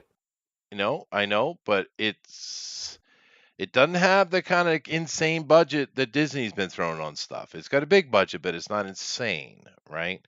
It is making way more money than I expect. That's 165, 170 million they've made so far. It might be close to actually their costs overall, Well, right? what was their budget? I You don't don't know know, yet? but I know it's not as high as the insanity we see from other companies. But we'll see. In the long run, does it make money or not? But that's way more money than I expected it to make. This is a radical feminist movie. Radical, no Yeah, joke, but it's right? Barbie brand. Normies don't know that. Normies don't know that Fair going Yeah. in. enough. They're just Hey, expecting to Gremlin. watch a Barbie movie. Let's see what Sorry Oppenheimer about that. did. My signal shit the right as you said something to me. It's like, oh great. So it's opened up and it's making about same money. Okay. Oppenheimer. And let's check out Sound of Freedom was over 100 million. I know that. Let's see what old Tommy's doing. All right, he's doubled it. He's doubled their amount, but that's not enough. It's not enough. 2 weeks in a row. That's not enough. Interesting. But anyway, let's take a look at this Enon Kreitz. He's Hebrew, just so you know. That's a Hebrew name. What a surprise! Yeah, Yeah. look at that face. Look at that punchable. Oh my God, what a douchebag! Oh yeah, no, I have a close up for you. There you go. Oh, Yeah. There's very few people in this world who I've looked at and wanted to just punch their teeth down their throat, but this man is definitely one of them. Yeah. Holy crap! Yeah. Anti-Semitism. No, just anti-this guyism. Get him, That's what I am. YouTube. Okay. Holy Anyway, let's see what crap. this guy's done. He's an Israel-American businessman, of course he is. Current chairman, CEO of Mattel. He served as the chairman and CEO of Fox Kids Europe. And Endemo, whatever the hell that is, Maker Studios, which of course Disney already bought. He was raised in Israel. Krez earned a BA in economic management from Tel Aviv University. Hey, I work with them. He then moved to Los Angeles. Of course, there's the downfall. He did Fox Kids Europe, scary, and a whole bunch of other kids stuff. He is a former windsurfing instructor and avid kite surfer. Those are qualifications right there. He is married to Israeli Olympian Anat Fabrikant with 4 children. Don't you love all of these amazing Kyrgyz names? Don't you love them? Look at this. Look at these Kyrgyz names, dude. Right? But yet they're Jews, right? Shh. Don't tell anyone. This so Kyrgyz, dude. Well, anyway, 4 kids. Nice. He was, but this is interesting. He was an attaché of Israel Olympic team for the 2012 Summer Olympics and chairman of the board. Were you playing around with the athletes you were supposed to watch out for, Sarah? Is that what you did? Is that what you did? Yeah. I bet you that's what it did. He was the boss over there, and he saw him a cute little Olympian, and he was like, I'm gonna have me some of that. Yeah. Okay. I'm happy the Barbie movie's making money, and I'll tell you why. It just goes to show that the internet doesn't matter. Because the reason the Barbie movie's making money has nothing to do with any of the marketing. It has nothing to do with anything on Twitter or on the Facebooks or the YouTubes or anybody whining or crying one way or the other. It's simply brand. The Barbie brand is monstrous. People have wanted a live action Barbie movie. I don't know why, but they've wanted one for years. They got it. And if you look at the trailers, it looks like it could be a fun little movie. Now, obviously, people are going to get there. I think a lot of people are going to be in for a rude awakening. But once the ticket's bought, the deal's done. So I think it's a good thing overall because it proves what I've been saying. My whole thesis is that the internet and its outrage machines don't matter. And if these companies would just ignore it, it would go away. And that's just Barbie's proving this in real time. If you just ignore it and do what you're going to do, as long as your brand is strong, it doesn't really matter what the internet does. What matters is where the rubber meets the road. So the reason why like the Bud Light boycott worked is because the rubber met the road. People actually literally stopped buying it. Right. This is different. They didn't destroy their brand just because they made a feminist. They made first of all, it's Barbie. It's designed for females. Dude, it's So if they made some brutal girl level power, feminist though, dude. yeah, if they made some girl power, feminist, pro, blah blah blah, yah yah yah, rah rah rah. I don't know why anybody's surprised by that. It's Barbie. Of course, that's what they were going to make. It'd be like if you gave the West Sailor Moon and told them to make a Sailor Moon movie. That's exactly what they would make. Yeah, but that's Exactly what not it would Sailor be. Moon at all. It doesn't matter. Yeah, That's what the West is going to make out of these Sure. female properties. Sure. That's just what it is. Sure. But let's take a look here. First of all, the guy has made them money, up 19% up since he's been CEO. So he knows his job. He Knows how to really make likes the ESG though. He loves it. He has a goal of achieving 100% recyclable plastic materials on all products and packaging. Didn't you already have that? All plastic is recyclable. What is this? What is this? Reducing plastic packaging by 20%, and maintaining 100% pay quality globally. What does that mean? Pay equity. Oh, globally. equity. Oh, I see. So it's communism. That's all it is. Communism, yeah. But I wanted to read what he had to say, though. He says that Barbie film was made to create an experience with societal impact. Okay, all right, fine. In a cover story, Variety, talking to this dude, he said, it's not about oversight. It's not about control. It's about trust and how we work with creators. The risk was that people outside of Mattel would think that we want to make movies in order to sell more toys. Yeah. And I was very clear that this is not about selling toys. Sir, it's literally your job. Okay. This is about creating quality content, creating an experience with societal impact that people would want to watch. I want to watch a movie that says all men are evil. Okay. We've been selling toys before we made movies, so we're not dependent on that. I mean, wow, dude. Most CEOs would be fired on the spot for such a statement. You look at this. I don't care about selling toys or making money. I want to make a propaganda film. Well, it's the ESG stuff. You see, their profits are up. Yeah, their profits are up because they're getting more ESG money because they're being good little serfs and doing what they're told by Daddy Finance. That's why that happens. It's not because they're out here Probably. selling a bunch more toys It's than they probably used to true. be. I don't buy that for a second. So that's all it is. He's brought himself into compliance with the overlords. The overlords have rewarded him for such, and so he will continue on his path until something smacks it back down. Yeah, and there it And is. That's why these people stick around. yeah, that's all it is. Wow, but what a statement though, dude. You don't say that shit. Your job is to sell toys, literally sell toys. But he doesn't care on that. We're not dependent on that. Wow, dude. Yeah, okay. Whenever I read the script here for the first time, I'm sure there were things that were like, wow, that sort of pushes things a little bit. But we all decided that we're going to be we're going to be moments where it might feel a little scary, but we're going to be rewarded for that. Being safe in this world doesn't work. What we want is to be bold. Barbie is bold. She's done incredible things. She's a trailblazer, and that's what we did. I hope, it is bringing in some money though, but I hope this blows up in his face so spectacularly, dude. I really do. I'm afraid it won't though. I don't know what to say, but this is a perfect example of absolute assholes. This guy, Robbie Brenner, he's the head of making movies over at Mattel, and then you got this brain fart over here, Enon Craze. Once again, oh, these Kurgic names. I love how they were so successfully fooled the world into thinking they were Jews. It's really it's really Well, amazing.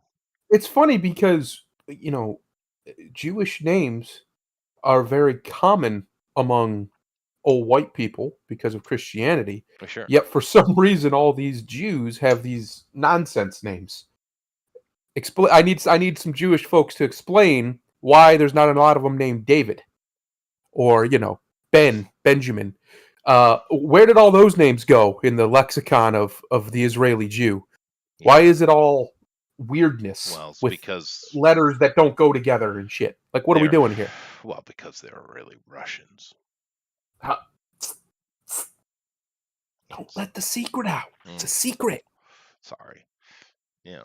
But anyway, Grimlock, do you got anything to add to this, dude? I mean, this movie is, I doubt it's made its money back, but it might well do so. Because it is Um, making money. It is. It's not a complete bomb like we've seen with the Flash and stuff. It might well make its money back. And the it's statements here, wow, dude. it's not gonna bomb financially, No. but I don't think it's gonna do very well on word of mouth. On its second week at all because not just because I know Thundaro said the internet in this case the internet doesn't matter. I think this is more of a case of the norm. Well, for one, they this one in the words of Eric July should have been a layup. Um, Women was gonna go to this movie just because it said Barbie because Yeah. where Hollywood has been quote unquote trying to make movies to appeal to women. A Barbie movie, just on name alone, was enough. Yeah. And I watched a few reviews of some of the female YouTubers that I follow, and it's pretty much as vile as everybody was saying this movie was going to be.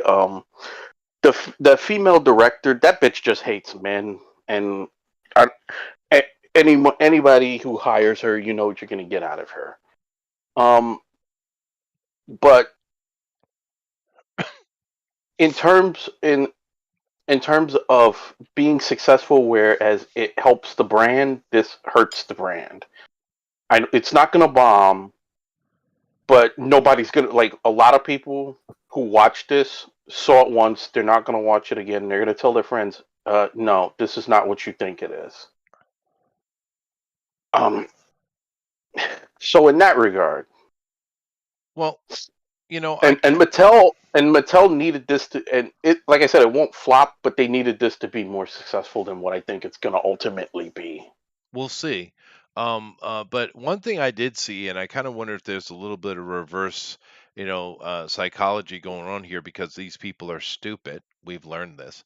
Um, there are many comments before they leave Barbie Land in this movie where you have Barbies because they're all Barbies, by the way. She's not the Mm. Barbie. There are that Yeah, some old lady is the Barbie, I guess. But there are lots of Barbies, right? And there are moments in Barbie Land where the Barbies are talking to each other about the perfect Ken. Perfect Ken is pretty but has no thought in his head, right? So the yeah. Kens are quite oppressed. Inadvertently, they've made this statement not knowing they did, and him Mhm. finding patriarchy and bringing back the patriarchy to the Kens, of course, is showing how men are naturally evil and men always lean toward patriarchy, therefore kill all men. That's the point they're going for. But I kind of wonder if Yeah. there's a subtext going on they built into their movie unbeknownst to them. Of course there is, because it's all projection. It is. So when these people make their art, there's always this subtext of they know they're lying. because they know they're going against reason and nature. So when you do this radical feminist nonsense, it's nonsense. It's not logical, it's not natural, it's not rational. It's just not the way the world is structured. They don't have to like it, but they do need to realize that the more they resist it, the worse they make the situation for themselves and everyone around them. And that is why you see that kind of stuff happen constantly. They'll try to put out some great, left wing or feminist thing, or some great subversive work, and all it does, if you look at the subtext, just reinforces the fact that doesn't work, right? So like you just said, basically the Kens seem to be oppressed, or literally are oppressed in this world, and the main Ken, Ryan Gosling, tries to fix that.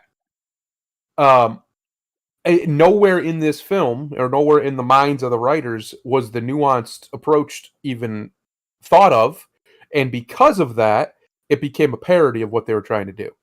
I wonder if that's what's going to end up happening. Yeah. I will make another comment. I mean, she is a beautiful woman without question, but man, they're trying to Oh, cover the makeup, but she's getting hammered by age, dude. Yeah. It is wait, just wait. hammering Is her, Margot man. Robbins beautiful? Time No, always wins. There was a moment. There was a moment she was when she did the Tarzan no, movie. She needed a goddamn hamburger. That's for damn. That's for sure. But there's been a couple moments where she was smoking. Yeah. no. Yeah, that's fine.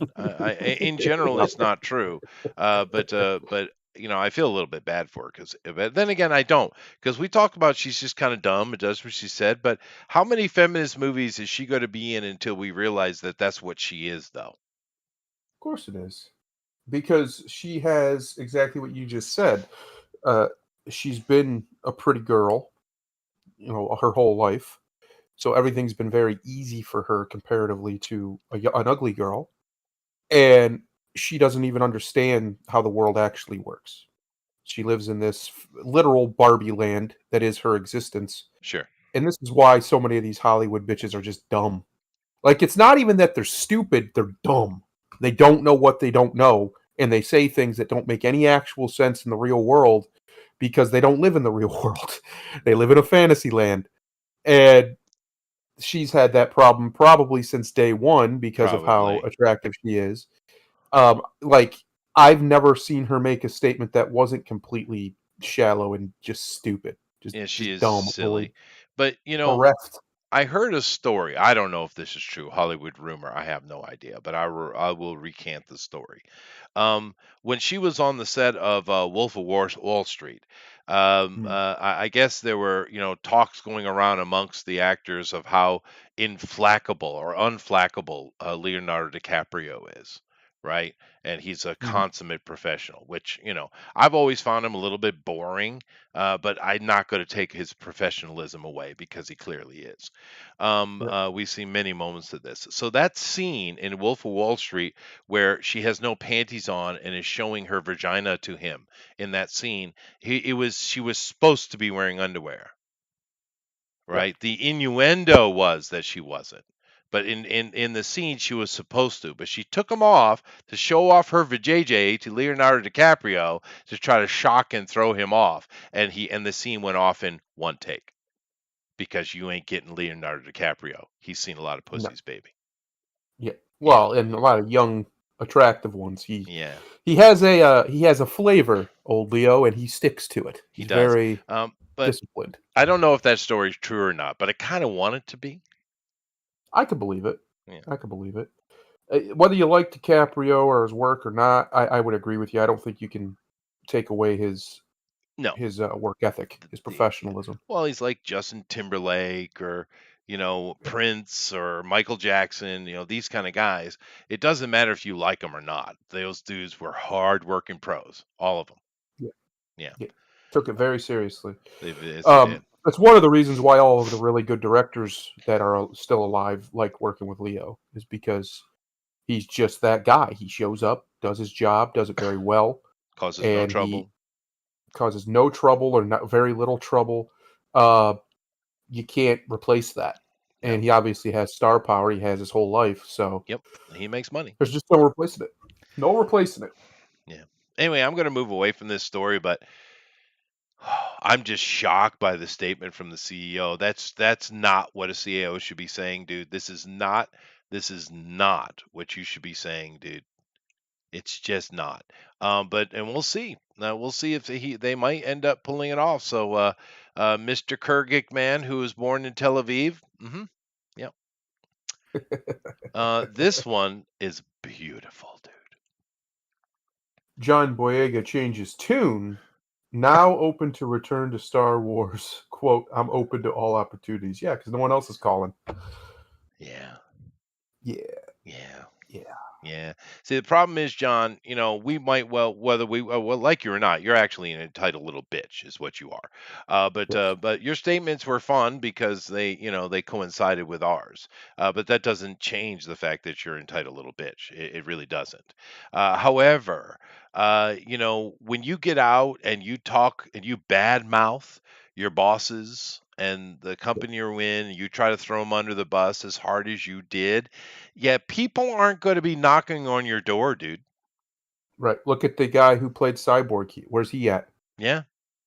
They're not going to knock on your door. So this whole Black Lives Matter thing got in your head, dude, and you fucked yourself. And the thing that's Yep. funny for me, Mr. Boyega, you're British. Well, not only that, you were right, and you should have been the main character of that, or one He of should the, have been. He should right there at the top of the He's thing. the best character in the first one. Best character in the first one. The only one who actually had a storyline that was interesting, because the only thing that was interesting about Rey's was who are her parents. Otherwise, she wasn't interesting at all. And that was nothing but a cope from the audience because they had no plan. There was no plan going in. But Finn's story could have been actually really cool. It could have been an interesting thing that I don't know if they've ever done before, where a stormtrooper, gets awakened to the Force, because that's what was implied. Yeah. By the title of the movie and all of the trailers was implied that the Force woke up in him and he couldn't deal with it, or overwhelmed him, gave him a conscience basically. But that's not the story they were going to tell, because they didn't have a story to tell. They had an assassination to conduct, and they did. And that's what those movies were for, was to destroy the Skywalker legacy. That's all they were for. It's a shame, though, dude, because people liked him. Yep. He had a good character. His acting is fine. He could have been the next, super Jedi, and no one would have given shit. How cool would it have been? I'm just headcanoning right now. If he was like a clone of Mace Windu, and that's why the Force was dormant in him, and it woke up when Rey awoke her Force powers or something. That could have been interesting. Why not? Why not do it? I mean, if we're gonna play with clones, why not? But as good a casting as he was, Daisy Ridley was as equally bad. I just hear the seething from Grimlock. Go ahead, dude. I don't feel sorry for this nigga. He had, look, like Thundaro said, there was a time I was on his side. He was right. He got done dirty. He did. He did. What Disney did to him, and the fact that all those shills who are now trying to pretend like they always had criticism of Disney. No, you didn't. You defended what they did to John. Yep. What they did to John was outright bullshit. Yeah, it's racist. The problem is John showed weakness. You should have stuck to your guns. They did you dirty. Stuck to your guns. Okay. So some studios weren't going to hire you because you had moved to unapproved Negro status. Okay, fine. That would have only got you more support in the people, because at the end of the day, that's what's going to matter, because most people are not fans of Disney these days and what they have done. Yeah, this is a bad move on his part. Yeah, and when you show weakness like that, you're basically just showing that you either didn't believe what you were saying the first time around, which is possible, or you believed it, but you thought somehow you was going to change something, or something. There was something you was looking for that you didn't get, apparently. And now that you haven't got it, now you're willing to go back with your tail tucked between your legs, and that doesn't look good to nobody. No, it doesn't. It is really unfortunate we didn't get the movie they should have made. And I lied to myself. I did.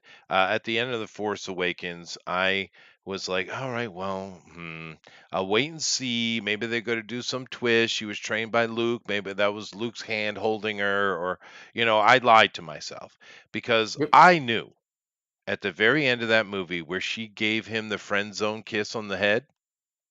I knew. Ye- I knew. But I lied to myself. But not It was a anymore. cope. It It was was a a cope. cope I by the coped. audience. We all coped. We all were hoping they had some grand plan for Ray, that it would be all worth it and everything would make sense. Why she's so good at everything. I remember all the conversations. I remember all the videos. I remember all the people coming up with theories about this and that. And it meant nothing.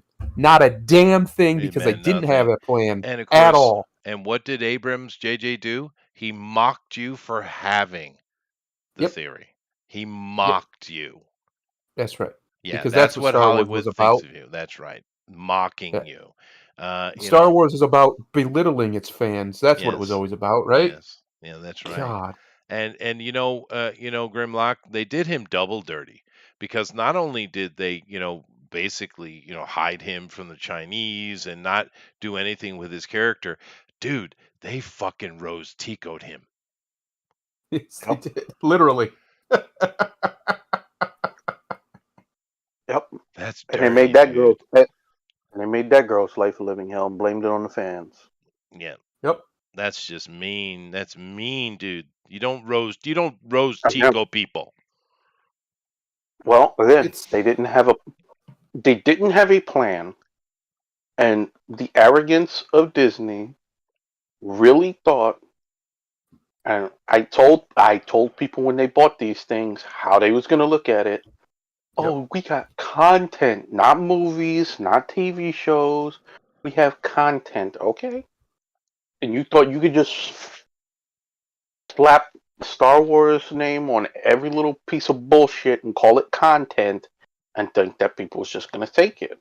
Okay.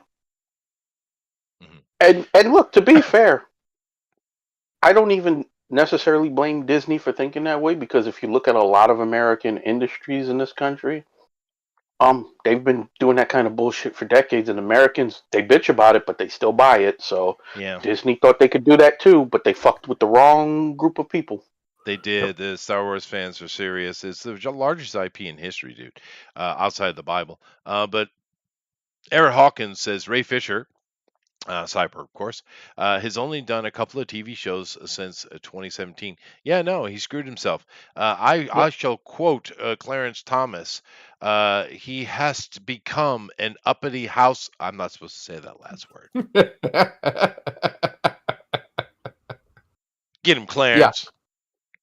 No, it's just such a shame. I mean, obviously we've talked about it a bunch, what they did to Star Wars, but the actors in those movies who weren't Ray deserved better too, because they were trying, right? They were actually trying to do something here. At least in the first one, everybody was excited. You could tell, but he was really excited to be in this movie, a new Star Wars. Everybody was excited for it, and Disney betrayed the audience. They betrayed their actors. They betrayed George Lucas. Literally betrayed George Lucas. They did it for one and only one reason. They wanted to destroy the Skywalker legacy. But they knew what they were doing. They did it. You know what? We're wrong. They had a plan. They had one plan. They didn't have a plan to make a good film. They didn't have any plans for that. The plan was to kill Luke, to destroy all of the positive masculinity within Star Wars as quickly as possible, turn it into some weird feminine, almost near radical feminist agitprop, and destroy the white male hero in Luke Skywalker. Oh yeah, That's what they and had to Han do, Solo and that's as what they well. did. Yeah, Yep, and Han they too had to go. cucked Chewbacca too. Unforgivable. Yep. Daisy really likes leaning into that 12-year-old boy thing. I feel like I've said this before, but are we not 100% sure that she is not one of the early transgenders? No, we're not. We're not sure. Yeah. I could very well believe it. That looks. I mean, there's a lot of mannish features there. So mannish. And of course, the whole point was for her to be Luke, and they manned her up the way they dressed her. They made her as manly as possible. And I mean, look at the hands, dude. Yep. No, with that, see, people give a lot of crap to Kathleen Kennedy, and a lot of it's warranted. But it was Disney. Disney did this. Disney wanted to do this. And if you think they didn't, you're out of your damn mind. They weren't. If Disney wasn't all in on what the plan was, what Kathleen Kennedy's vision was, they wouldn't have let it happen. They bought this massive IP for billions and billions of dollars. They're not just gonna, oops a daisy that. They had a plan, and the plan was to do exactly what you saw. Now, they didn't have a plan to tell any kind of competent story or to expand the Star Wars universe at all. No. If anything, what they wanted to do was shrink it. And that's what they did. And they told you what it was. It's not like I'm a conspiracy theorist. How many times did this dumb bitch walk around with a shirt talking about the Force is female? Oh, yeah. Yeah, I got to check something. That was always the plan. And people want to pretend like it isn't because they don't, for some reason, they still want to believe these people aren't malicious. No, Disney is malicious. The people who run that company, who actually run that company, hate normal, conservative American values. They hate them. They hate you if you're one of those people, especially if you're white. They hate you. Hold on a second. In this picture, she's doing something a lot of transgenders do. They will stand in such a way that kicks one hip out to make it look like they have hips. Right? It's like a transgender 101, thing that they do. She's standing exactly like they do. Right? And I can't. I see a lot of bony white women do that. Yeah, that's fine, but there's a reason. The illusion of ass. Well, yeah, but there's a reason why transgenders do it. Here's another picture of where I can actually see her waistline, which there isn't any. That's right. This up here, she's standing at a weird angle. Okay, I can't tell. Men have asses too. Dude. This is black. I can't see it. It looks like it's straight. Dude, is she a transgender, dude? It's very possible. Be honest, I don't even care. There's She's got no the hip bones personality at all, dude. like Look, the there's no hip bones. Her Adonis belt is way up here. Yep. Huh. I never noticed this before. Hold on a second. We need to find video footage of her walking and standing, and that'll tell you, because men, we separate our toes. We point out, women point forward, and there's no real. I mean, you can train yourself not to do it, but it's just automatic. So how we walk. So if you can find video of that, you can probably confirm one way or the other. Women walk straight-footed, men walk out-footed, basically. Well, there's a little definition here. I don't know, dude. I don't know. It's I never really noticed that before. Huh. Anyway, let's move on. Woke film critic Lee Lay gets roasted after criticizing Oppenheimer for glossing over, quote, the victims of the atrocities. What? Yeah, it's not about them. I know. But let's get this. I want to read because it's hilarious. You got some woke film critic, Lee Lai, some Chinese American girl, I am sure, and she's I got to find something to complain about, right? So here's her little blurb. Go ahead, Grimlock, do your best Chinese spy voice, please. No. Chinese spy voice. Yeah. Hey, hold on one sec. I'm not gonna do no voice because I don't have one for this. People seem to love Oppenheimer, but I just say it. No, like that. Nah, I'm not doing that. Anyway, read it.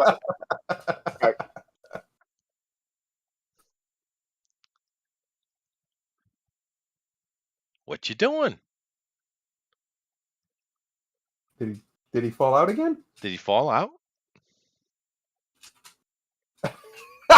I'll read it. People seem to love Oppenheimer, but I'll just say it. I was uncomfy watching yet another movie about tortured white male genius when the victims of the atrocities glossed over by the script, Japanese people, in turn Japanese Americans and Native Americans, had no voice. Huh.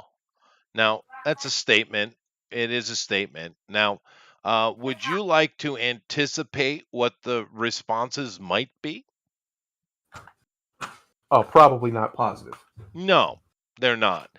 Because it's inane, your statement here, Miss Leli.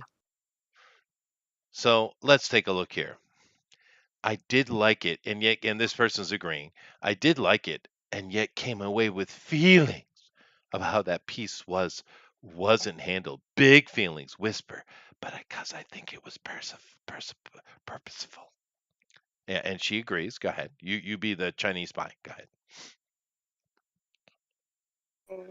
Trying to get my Oh, thing you're open back. back up. He's back. Yeah. Okay, so this one for sure. I did think the overall sense of purposeful unease in the film was cool, but I think my uncomfiness, bitch. You're over the age of fucking 5. You should be smacked just for as an adult using that unironically. Yes. Had to do more with the fact that the project exists more than how the topic was handled within the film, if that makes sense. No, it doesn't make sense, bitch. Plus, the lines about Native Americans were oof. Well, she's supposed to be a professional critic, and she can't actually write the English language, thus Chinese spy. Professional critic. Yeah. You're over the age of 5 and you're using uncomfy more than once. I wonder how that sounds in spy talk. For sure, I did think the overall sense of purposeness uneasy in film was cool, but I think my uncomfiness had more to do with the fact that project more exists. That's why I see when you do it in Chinese spy sound, you see why all the grammar's wrong. See, I get it now. No, the grammar's wrong without it. No, it's the Chinese spy problem because they don't speak the English. Okay. Anyway, responses. Thunder. Japanese people. I wonder what could have been happening in the years 1941 to 1945 between the USA and Japan that could give that context. It's quite the puzzle. Quite the puzzle. Okay. Shocking. Sorry, Leli. I think your inane commentary just bombed. Okay. Ah! What does Chris Ferguson have to say, Grimlock? Probably nothing intelligent. No, he does. Japan did start the war and refused to surrender when the writing was on the wall. Yeah. And the U.S. dropped leaflets warning them about the bomb and to leave the targeted cities. Many Native Americans proudly fought in World War II for the U.S. They're not your perpetual victims. Okay, he actually did say something intelligent. Well played, sir. Get him, Chris. Yes, they did fight proudly for the United States, and we also used one of their languages for our code. There were a lot of Americans fighting with the natives fighting with the Americans, actually. So, good job, Chris. Let's see. It never crossed my mind that a movie titled Oppenheimer focused on the life and work of the eponymous scientist wasn't a documentary covering all the elements of World War II. Good job, Vintage. Mr. 47. Sorry, I have a beautiful wife who is hot because I turned the air off because it's nice and cool outside. Now she's walking around flashing me because she's hot. Okay. Boo-hoo. You need to crack a history book, Chester. Me. And look up what Japan was doing prior to that bomb dropping. Honestly, that bomb was the best thing that could have ever happened to Japan. I don't know about that. No. But it was a pretty good thing overall. That was the best thing that could happen to Japan. That's a truthful statement. This one I'm going to end on because it's freaking beautiful. Get it, Grimlock.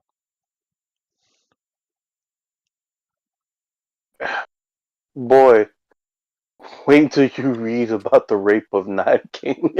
And there are movies already made, by the way. Yeah.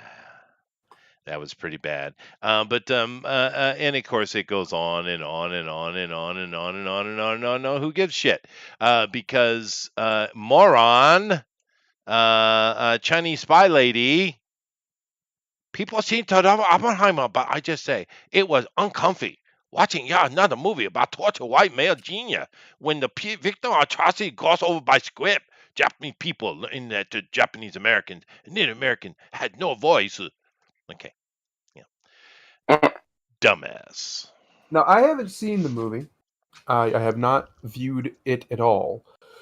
But I know Oppenheimer had a serious problem with his conscience after the bombs were did. dropped, especially to the point where he was in arguments with Truman about it.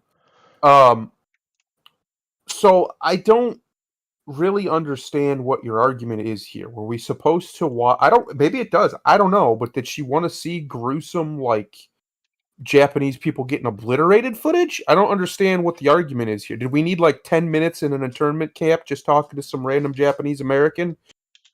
What is the argument? I know what it is. You don't like white people, and there was white people on your screen, and having to watch a white man suffer and struggle in a morality play hurts you and hurts your racism. So you can't see these people as human, or else your cognitive dissonance kicks in and you start to understand you're the bad guy. That's all it is. It's a mirror.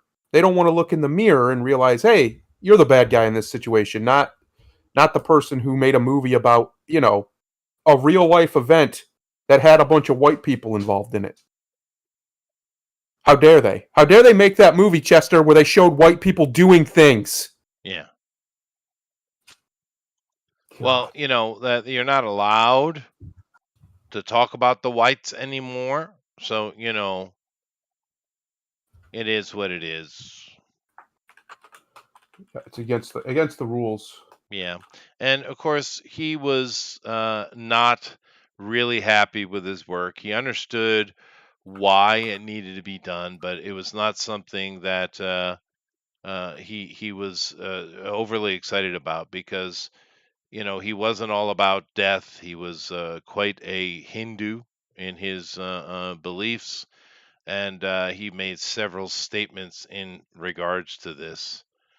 If the radiances of 1,000 suns were to burst at once in the sky, that would be like the splendor of the mighty one. Just one of his many, many quotes, right?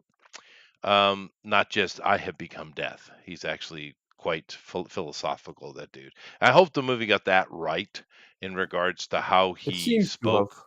Yeah, because he was very. From what I understand, it did. And one of the biggest praises that Cillian Murphy's received is he sounds like Oppenheimer. Oh, right? Like cool. he really did a good job of bringing that character. I don't know if that's true.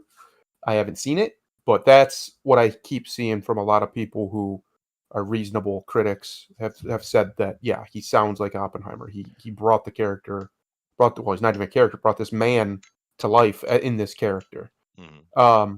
Which is interesting because Oppenheimer's a very interesting cat. Like you said, he was very heavy into Eastern religion and things and philosophy. So the fact that he was also, the father of the atom bomb, it's just a very interesting dichotomy because that religion is very pacifistic, at least it's supposed to be, in nature. Now, obviously, there's radicals in everything, but there's a lot of pacifism within it. And yet he created the most powerful weapon to ever exist. So, oopsie. That's just interesting. He was a living dichotomy when he was alive. And I hope the movie does do that well. My problem with this movie is it's 3 hours long. Oof. And it's Nolan. And Nolan he's pretentious. He is. And a lot of his that can work if in the right movie or whatever. Like Dark Knight obviously works. But other movies, not so much. And I'm just worried that this is going to be one of those movies where it's like, all right, let's go. Let's get to the point already. You know what I mean? Like if I watch it, it's not going to be something that's going to put me on the edge of my seat waiting to see what happens next. It's going to be like, all right, let's go. Okay, we get it. And that's what I worry about for me personally. And I'm like that with a lot of Nolan stuff because he's full of himself. and it comes across in his films. Mm. No, I agree. I've never been a big fan of Nolan. I know people get crazy about him. What do you think, Grimlock? We lose him again. He's muted. He must be doing something. I see. But yeah, I've always found, the interesting thing uh, about Oppenheimer. Do you know what his name means? I do not. Tell me. Open house. That makes sense. Oppenheimer. You think it was is that a real name, or is it just the created historical person? Well, there is a lot of that. There is a So I don't lot know. of that. Yes. He is quite the character, Oppenheimer. So Yes. if I'm he not was even that, sure that Joe Biden's real. well, neither is he. Gonna leave that hang there. Okay. Let's move on to our last bit of story for today. I do have to leave a little early, so I need to get to it. Go ahead. Report: SAG-AFTRA strike costing studios about $600,000 per week. So we need this to last 1,000 weeks, and we're good.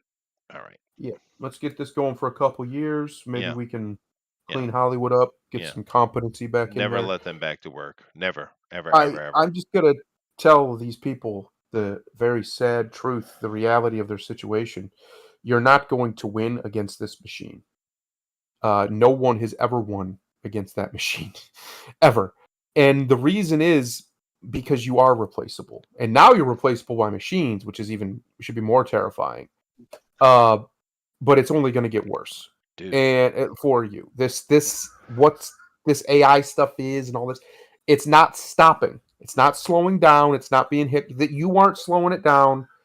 You're the only real thing that you can do, and I've been saying this. Obviously, they're not listening to me. They're probably not listening to anybody with sense. Is instead of fighting the AI, embrace the AI, master the AI, become really, really good at creating things with the AI, and use it for what it was intended to be used for.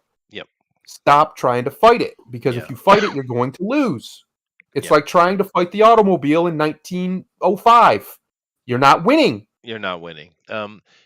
Just to give an idea on that, because we talk about it here and there and how quickly the AI is developing.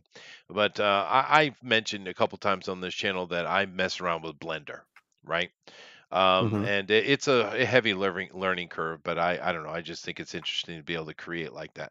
But 3 months or so ago, I used the Chat GP, the AI GPT. thingy. Yeah, thank you, Yes. Grimlock. To create rigging in Blender, and it was very clunky and it was very boxy. It wasn't very pretty. I This weekend I went back and messed with Blender a little bit and used the updated GPT, whatever the hell it's called. Dude, fully CG rendered rigging. 3 months. Yep. 3 months, dude. Fully CG rigged. Yep. That is stupid. That is It's stupid. crazy. That is literally me typing a single sentence and getting a rig. Yep. That's where we're at. And people who know art, like you have a lot of artists who are upset about AI art, people who know how to write and know how to create good, story structures and things, because there is a skill to this. It is a craft. And if you know these things, you can become what the AI cannot become. You can be the soul in the machine. You can. Just do it. Embrace, and whoever does, because somebody's going to. A lot of They people probably already have. But these people, even these people out here striking probably already are. And one of them is going to become the guy, right? So instead of having a whole staff, of 100, whatever it is, 1,000, right, or whatever these companies have, they'll have maybe 10. And each one of them will be working on with the AIs to create stories, and they'll be able to create 100 stories a week or whatever, and be able to pick out the best ones, and those will be the ones they actually make into TV shows or whatever. So like, say, I don't know, we'll use Family Guy, the show Family Guy. They let's say they go with AI and they get rid of all their writers except for a couple, Well, those couple writers will be able to make way more than that whole staff full of writers did, simply because it's just nearly instant with the AI. It can do the thing you need to do within, which would have taken you at least a week. It can do it within a matter of moments. So that right there will allow them to test effectively different ideas out and flesh it out almost all the way, and then they can plug the holes. Basically, they can Right. pretty it up, they can shape it and sculpt it. Oh yeah. This is what these people should be doing. They should Yep. stop. They shouldn't be trying to fight this. They should be finding ways to embrace it and keep working in their field. Yeah, you still Use the need skills people you to do have. it. You still need Yeah, people to it's input it. Yeah. for now anyway. We still For now. need people to input. No, you do. Lady, what a rig is, if you take yourself a picture, and then you take that picture and you wrap it in such a way to make it three-dimensional. Now what you have is a hollow image, right? Inside that image, you want to put a wire frame, like you would with a puppet. And then once you have that wire frame, this takes a lot of coding, by the way. It's gotten a little easier, but it's a lot of work. And then you can lift the leg and take a step and do like a stop motion, and you can save each motion you do, and then you put together an actual motion like a running stride or blasting an energy. And then once you take that and drop it into, like, say, Unity or Unreal Engine or some other kind of engine, when you press your mouse or hit your W key or whatever, it insinuates that motion that has been created. Therefore, when you see a character running down the screen, it's actually just repeating a simple motion over and over and over and over again on a loop, when they do their fireball or they swing their sword or what have you. So each character, or the characters in general, will have all manner of prompts for all the different kind of moves they do, including all these emojis. Those have to be puppeted and mapped and then put into save file, and then drop that into your Unreal Engine, so that when it's prompted, it will put the motion of that character. And once you have that rig going, you could technically put any skin on you want. And that's why when you go to a lot of games, you can create your character. You're just simply adjusting the skin on top of that rig. What I mean is, if I want to create a rig that can do a running motion or do a jumping kick, back fist attack type of thing, it could take you a couple of hours to do all that work. A few hours for a pro. For someone like me, it'd take all day, right? However, I went to GPT or whatever it's called, and typed in what I wanted. It created it in a minute. Yeah. Yeah. Yep. Yeah. 1 minute. No problem. Easy Yeah. done. And this is happening with coders. It's happening with all sorts of different kinds of programmers.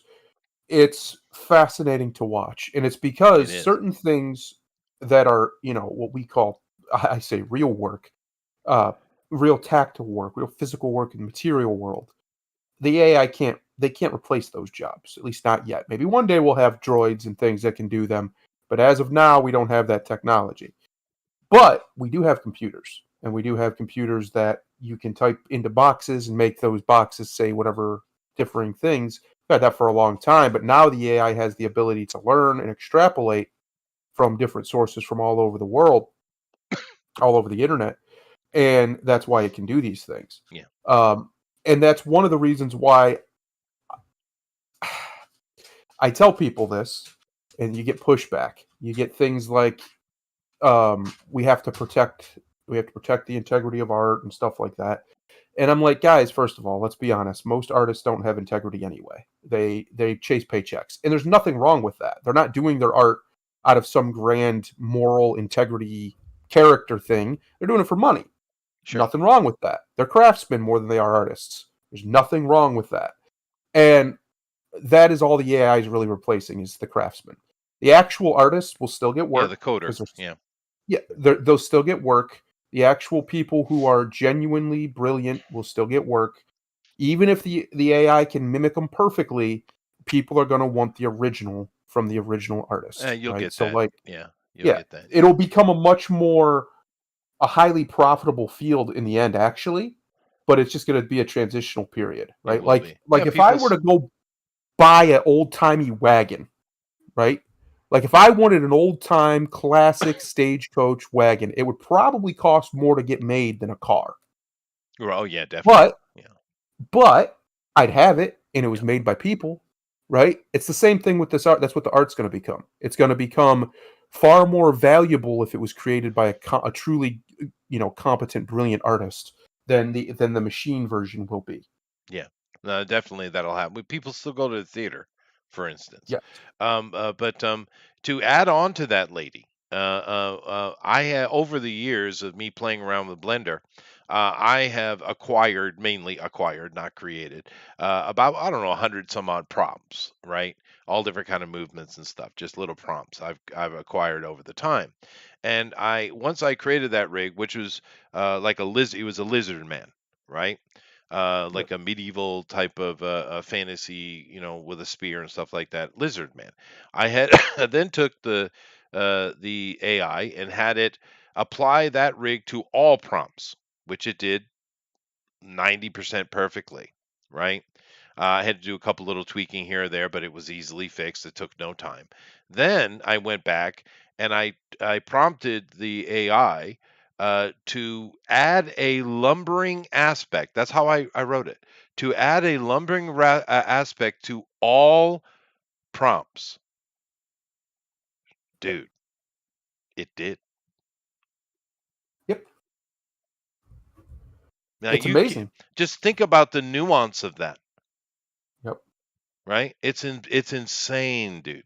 And we're early days yet, Chester. Early Imagine days. in 10 years what this stuff's going to be able Early to do. days. It's not What it'll be 100% able to do. perfect. It's not. You have to go do a little tweaking here or there. But the thing Right. is, you'll get error codes, right? So I don't need Yes. to be a coder, right? I get an error code. I take the error code, I copy it, I drop it into the Chat GPT, and it says, it literally says, "Oh, sorry about that," and gives me a better code. I take it and paste it, and it's good. That's right. That's right. Yeah.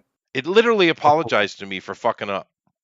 That's where we're at now. Like I said, imagine in 10 years they've hammered it out. We're on Chat GPT 50 or whatever by then. I don't know however fast it's going. It's up to 7 And now. they've hammered it out, and you can type in "make me a video game about football, about American football," and it'll make you a video game about Yep. boom. Here you go. But play then, this. Play this.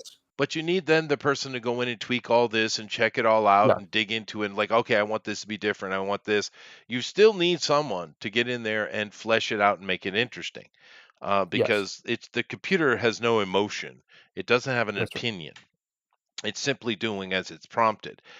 So there are definitely going to be people for it. But I didn't put this up here for this story. I put it up for this one because this is very interesting. SAG after strike. Lucifer star D.B. Woodside reveals big costs actors incur while filming on location. All right. So I'm going to go through his conversation here, Grimlock, and then you're going to tell me how much sympathy you have for Mr. Woodside. Oh, Okay? I can get you. I can spoil that now. I have none. Yeah. Let's just get into it. Let's see what he has to say.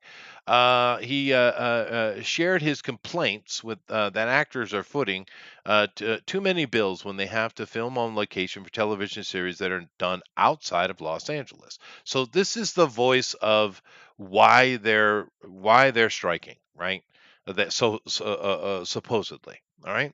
So let's see here, and let's see if he belies any kind of contradiction. Let's check it out. He comes to the first week of the strike. He shared on Twitter, the overwhelming majority of TV shows are not filmed in LA, where most live. Actors, I'm assuming, because most humans would never live in a cesspool like LA. So what does that mean? Well, if you're a series regular on our TV show, you get flown to another city, another country, Canada usually. We are expected to live for the duration of filming. Okay. He continued, they give you a relocation fee to get you started. Usually falls between $4,000 and $8,000. That's it. For the life of that series, not every season, once. I repeat, once. Okay. So a free $4,000 to $8,000. Okay, that's bad. So if you're on a show for 5, 6, 7 seasons, you're expected to pay your rents, mortgages, and car leases back in LA where most live. Woodside elaborated. You are also expected to pay for your rent and rental cars in the city that they decide to move you to for the duration of that series 4, 5, 6, 7 seasons, depending on the success of the show. Most of us pay month to month. Or we find a lease that we have to break when the job is over, or we find another actor friend that will take over that lease. I've done this with my homie Megan Tandy. Don't know who that is. And air tickets to fly back and forth to see your parents and children. We pay for that shit too. This happens every single season on a TV show throughout the U.S. that films outside of LA. I don't know how many folks that can easily afford a mortgage, an apartment rental, 2 cars, 1 lease, the other rental car, and airline tickets to see their family and not eventually feel the pain financially. And that is why, when most jobs finish, actors are racing to find the next job because the clock is always ticking financially. Hmm. He does continue. Let me read all he says before we comment. Residuals matter. The idea that all actors are millionaires is bullshit. The top 1% of actors are doing well. Majority actors are not. Lastly, it was always that way. It was changed for some cutting purposes, but guess who saves millions by shooting in other cities and countries? Yeah, of course, that's why they go there. Um, let's see here. He said something in here where he's talking about lower level people coming in. This is correct in my experience as well. Da da da. These people are agreeing with him. Truth. Also, because the studios get insane. Here we go. Resident Alien actress Alice Wetterlund also responded to Woodside's writing. Also, because the studios get insane tax breaks for hiring local talent, day player roles and guest stars rarely go to SAG AFTRA members anymore.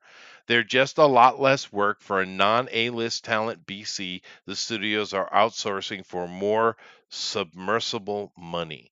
Less work for a non A-list talent. Uh-oh. Uh-oh. Just wait. Just wait Uh-oh. until you can act, too.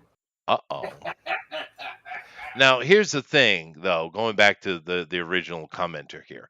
I get what he's saying, and you could be caught up in the emotion of the moment by listening to what he's saying. However, Wham, nigga. exactly. Because you're getting paid way, I Oh, don't care if you're getting paid 50 million a shoot, you're not.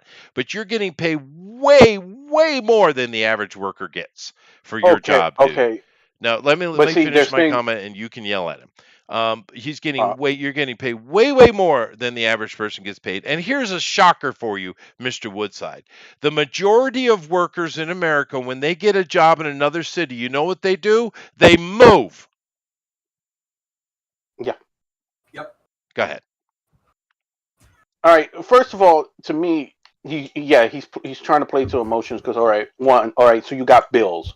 Whoop de doo, nigga. You ain't the only one. Yeah. Uh, Two, you neglect purposely to tell people how long those shoots are. Yeah, there's a difference in getting a 4 to 8 grand relocation fee if you're there for a 6 week shoot or if you're there for 6 months or whatever. There is a difference. So Sure. you saying that don't make okay. So if you're working on a series and you're there for 6 weeks and you got 8 grand, nigga, I don't feel sorry for you. It's I probably don't. longer. It's a TV Um, series. It's probably the longer side of it. All right, Let's be fair. okay, Yeah. even still. And then you're saying, oh, I got to get a rental car. How about you just drive yours? Yeah. You know where you're going. Yeah. You know how long you're going to be there. Yeah. Drive yours. Yeah. It's only Dude, Canada. I grew up watching wrestling where guys was putting 300 miles a day for $50 checks. Oh I yeah. don't feel Oh sorry yeah. for Hell you. yeah. And you know it's in Right? Vancouver as well. Oh, So it's yeah. not Okay, even that fine. far a ride, really. Again, and then you're saying, oh, well, I have to make trips to see my family. No, you don't. Unless it's an emergency, no, you don't. I mean, it sounds mean, but if you know that if you know the nature of the beast, right? Right. If your job requires you to be away from home for months at a time, I understand having a family. I understand doing what you got to do, taking care of family. It's important. But what are you visiting because something important happened, or are you visiting because we're having a cookout? Because it's two different things. It is. If you're making trips back and forth to take care of an ailing family member, okay, that's one thing. But no, again, I don't feel sorry for you. Y'all negotiated this shit too. Yeah, they did. You And, know, and, it, and it's just killing me. with, How many Americans relocate for jobs every year? How and don't many? and don't get $8 grand to do To it. get nothing. Yeah. So yeah, it's just in much sympathy for you, Mr. Woodside. It's really not. Your argument, albeit emotional, is not actually a fair argument. It seems like you've been lost in, I don't know, La La Land, But I would say this: I would be more sympathetic of his argument if he didn't cherry pick it. right? You should have And laid everything out. Okay, yeah, yeah, you how got a much do you relocation make? fee. Tell me how much How you much make. are you make? Yeah, Hmm. what's your base? What's What's your your base, dude? residuals like? Well, not only that, you're complaining to the wrong people. Yeah, you're You have an complaining to the agent. plebs. You have an agent. Why are you not getting into your contract? I don't care if it's just for a little thing. More money for, relocation fee or whatever they want to call it. Basically for living, for housing, to live there, to be there. Why aren't you doing that? Or why aren't you somehow getting that factored into your pay? Like, you have that ability. This is contractual work. You're not an employee. And even then, you have the ability to argue for more. I don't, especially if you're going to be there for multiple seasons, they obviously see value in you. So what are you doing? Go have a According to the conversation chat, with them.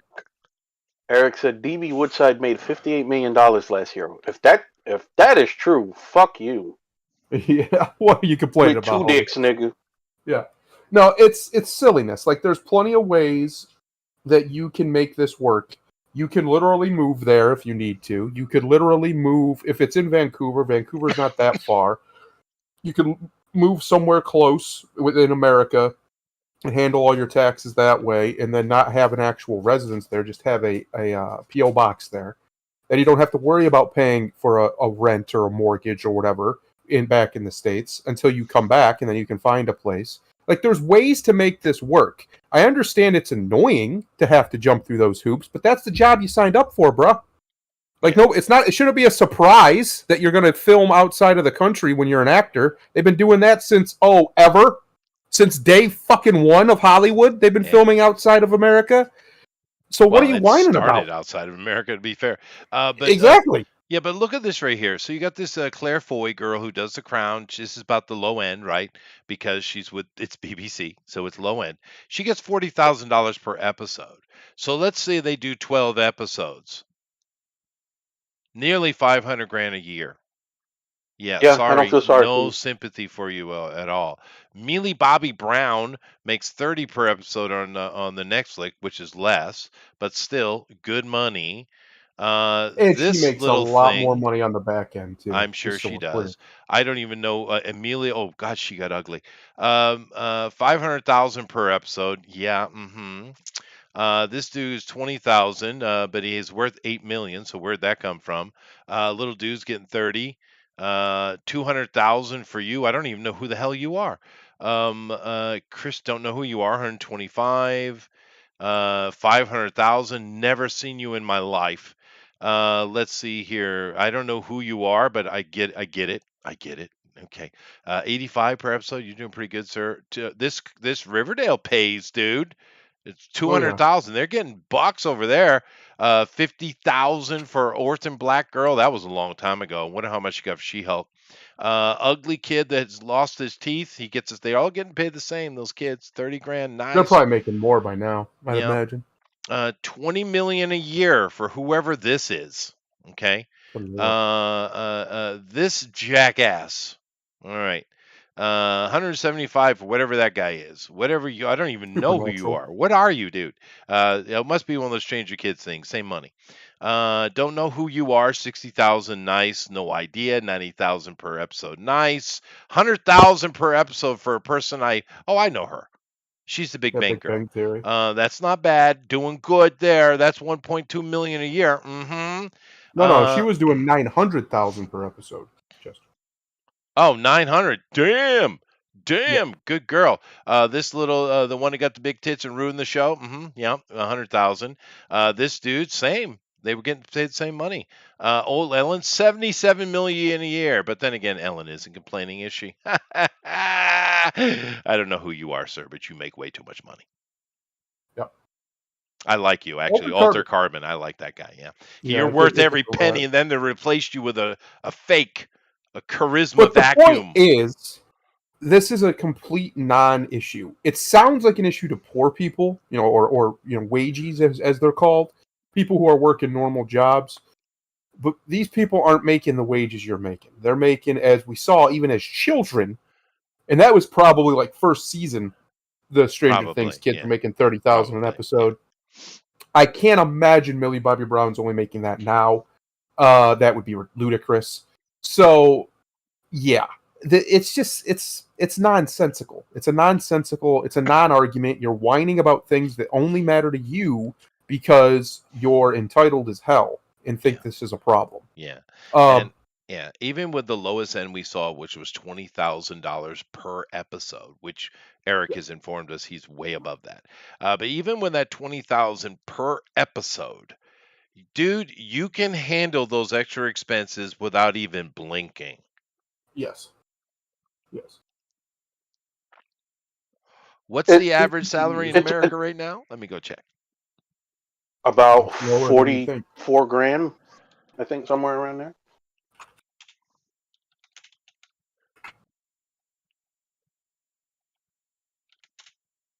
It ain't a lot. It depends how you break it down. If you break it down by household, it's more, obviously. Well, they have by state here. Yeah. Oh, there you go. 2023 even. Beautiful. Lovely. They're in New York. So Massachusetts, New York, California, 70-some thousand. That's not bad. It's about Japanese average. The lowest ones are still pretty good, 50,000. So 60, somewhere in the 60s. The average, yeah. As of this was 2021's number. It was the median U.S. income was 69,000 for household, median household income. Yeah. And that's typically two people at once. Right. The individual was 50,000 for male and 36,000 for female. So right about what Grimlock said, if you average it out, probably in the mid 40s per individual, if you take sex out of it and everything else. They're making that an episode. They're making that for, what's it take to make an episode? A week? 1 week's work. And they're not working that whole time. Most of the time they're just sitting around. They're just sitting around waiting to read some lines off a fucking piece of paper. I used to do this at a local level around here on some really small time stuff. I can assure you it's not hard work. It's skilled work. To be very, very, very good at it, yes, you have to be very, very, very good at a very specific skill. But we know for a fact, because we've seen them work, a lot of these people aren't. They're there for various other reasons, but it's definitely not because of their overarching acting chops. They're just so talented they couldn't be denied. My point is, you're being paid way more than you're actually worth, and it's only because the market has decided that is acceptable to pay you.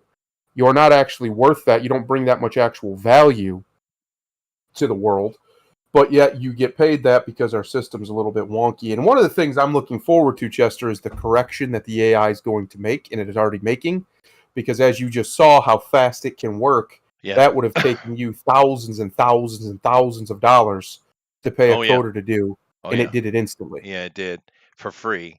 Now, to be fair, I put a bunch of that work in earlier with the prompting, but still. But the thing is, though, if you had a person like a character actor who was making $200,000 a year, and just putting their nose down and making that money, making this argument, I might have a little bit of sympathy for him, a little bit, not really, but I get it. This dude, $58 million, dude. What kind of cojones do you have to come out even say shit like that? I mean, God, he needs a slap. And the thing is, you're not doing a job where your shelf life is short. You're not doing a job where True. you're Black taking man, black a on lot crack. of you're well, not just that. I mean, look, you could be an actor until you just either till people don't call you anymore or to the day you die. Right. It's Actor, not it's not actress.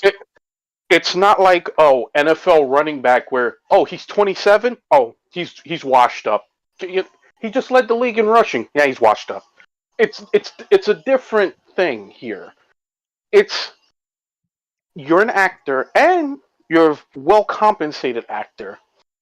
You had no problem cashing these checks until they said we wasn't going to give you no more. Then all of a sudden, now these people are horrible. Then, like I said, he cherry picked the argument. Yeah, you got mortgage, you got bills, bruh. If you brought in $58 million last year, what are your bills? I need to see some shit. I'm about to become very Jewish. I'm about to become Grimlockstein. What are your bills? What are you doing? 50. If you can't make it year to year, $58 million a year, I need to see the books. Yeah, no, it's outrageous what kind of comment he's making like that. And again, I actually got into an argument with somebody on Twitter before I got put in jail.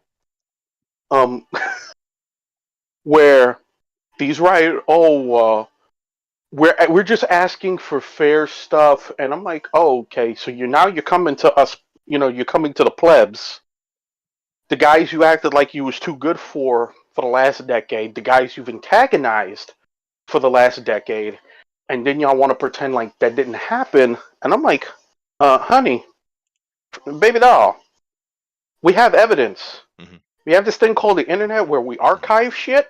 Mm-hmm. We have articles.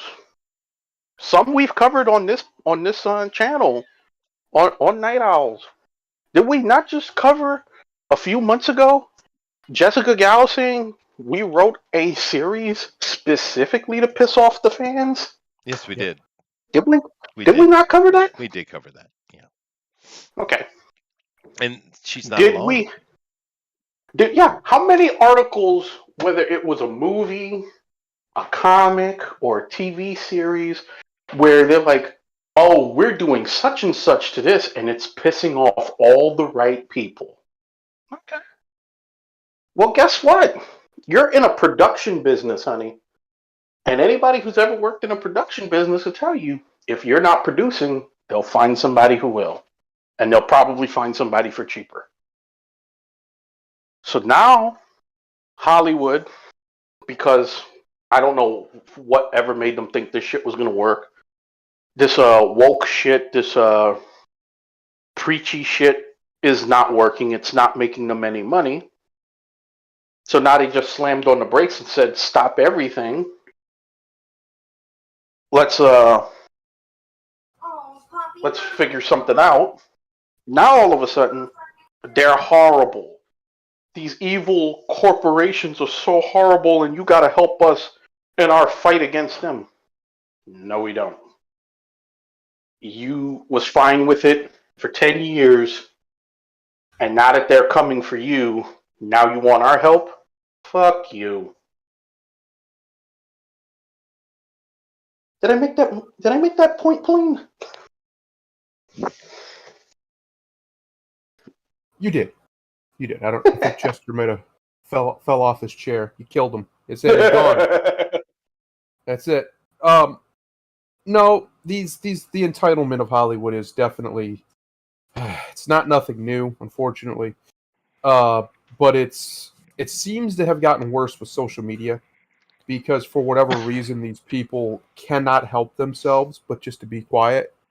Like it's one of the things I think a lot of these guys would benefit from is taking a sales course. Is go learn sales. Go learn how to sell things. And the reason being is because the very first rule of sales is to shut up. Yeah. Shut up. Stop talking so much when you're trying to sell something. Let them talk to you. If they have objections or questions, handle it as quickly and concisely as possible. Otherwise, don't talk. The person who's asking questions has the power. So you shouldn't be the one doing all the talking. You should be the one setting up the frame. When you're out here doing these interviews and everything, you're supposed to be doing effectively marketing for whatever it is you're doing yourself, your personal brand as an actor, especially, or just your movies or whatever. Shut up. Stop talking so much. Yeah. Just stop talking so much. We don't, trust me, the world doesn't need to hear your opinion. It doesn't. Yeah. So just let people think what they want to think, say very little, answer the questions directed towards you as concisely as possible, and that's it. That's 90% of good promotion in today's world because of social media is just being concise. That's it. Is with brevity. Brevity is the heart of wit, right? Be as concise as you possibly can when you're saying things. Don't go out here talking about how hard it is to be an actor. Don't go out here, woe is meing. There's people in America, the richest country on the planet, who can't put food on the table or are struggling to do so on a monthly basis. And you're out here complaining that I can't afford to live in 2 cities at once. Shut up. Yeah. It's insane, dude. With that kind of money, that he's making, I could go to Vancouver, buy a loft, own it, and be done with the whole nonsense of it. Because if you're a TV actor, that means you're going to be in Vancouver a lot. Because they've been shooting in Vancouver for decades. It's nice and cheap up there. Yeah, I mean, shit, the entire Stargate series was shot there. That's how long they've been doing it, dude. Yep. You know? So yeah, it's that kind of money. You could go buy a couple $100,000 loft with $58 million a year, easy. I don't understand. Not only that, you could buy it and then rent it out for the months you're not there and make an income on it. Yep. Especially you're a dude. You're a dude. Now women don't get this, and that's fine. They don't need to get it, right? But dudes understand camp work. We get it. Yep. We can easily take ourselves, live out a goddamn backpack to get a job done. We do it all the time. It's very male thinking. So what are you doing? You're a professional. Yeah, buy a fucking RV, nigga. Yeah, exactly. Yeah. Buy an RV, or just get a loft. You could go, that kind of money. You could go in with a couple people, right? that work on the show or whatever. Get an RV, you guys, or a bus. Get a nice big bus. You just drive back and forth whenever you're not shooting or if you're done or whatever.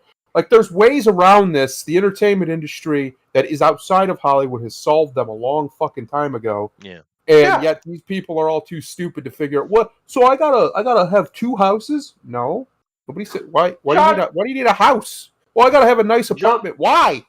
Why do you need a nice apartment? You need a bed to sleep on. That's it. Yeah. John Madden was famous for his fear of flying once he got done coaching football. He bought an RV, and for the rest of the time he was doing commentary on football, he rode that damn RV everywhere. Yeah. It was famous. It was famous for that. Yeah. Well, you could just look at it and see the RV body. I mean, Yeah. Yeah. But even still, I'm just saying, you get an RV, for less? You could get a really, really nice one for less than $100,000 with the money you're making. It wouldn't even matter. They're like $1 million now, just so you know. Well, I'm saying you could still get a nice. I'm saying, well, even for that, the money he's supposedly bringing in. Okay, let's say he did spend $1 million. Oh, you still got $57 million this year to spend. Wow. That RV will pay for itself in the first 2 years. Because you're killing 2 birds with 1 stone. You don't need a rental. You won't need a rental no more. And you won't need a freaking hotel. You got both. I mean, the point is, there's a lot more options than they're making it out to be. And it's just sheer entitlement and arrogance and laziness why they aren't using them. Yeah, no, it's kind of crazy, dude. I mean, I know RVs are expensive because I was pricing one, which I'm not getting one because they're expensive. But it is insane that because if I was making $58 million, you know what I'd do? I would take 50 million of it, put it in the bank, and then 8 million playa. Yeah, Exactly. hell You yeah. know, if you make But I $50 don't million feel.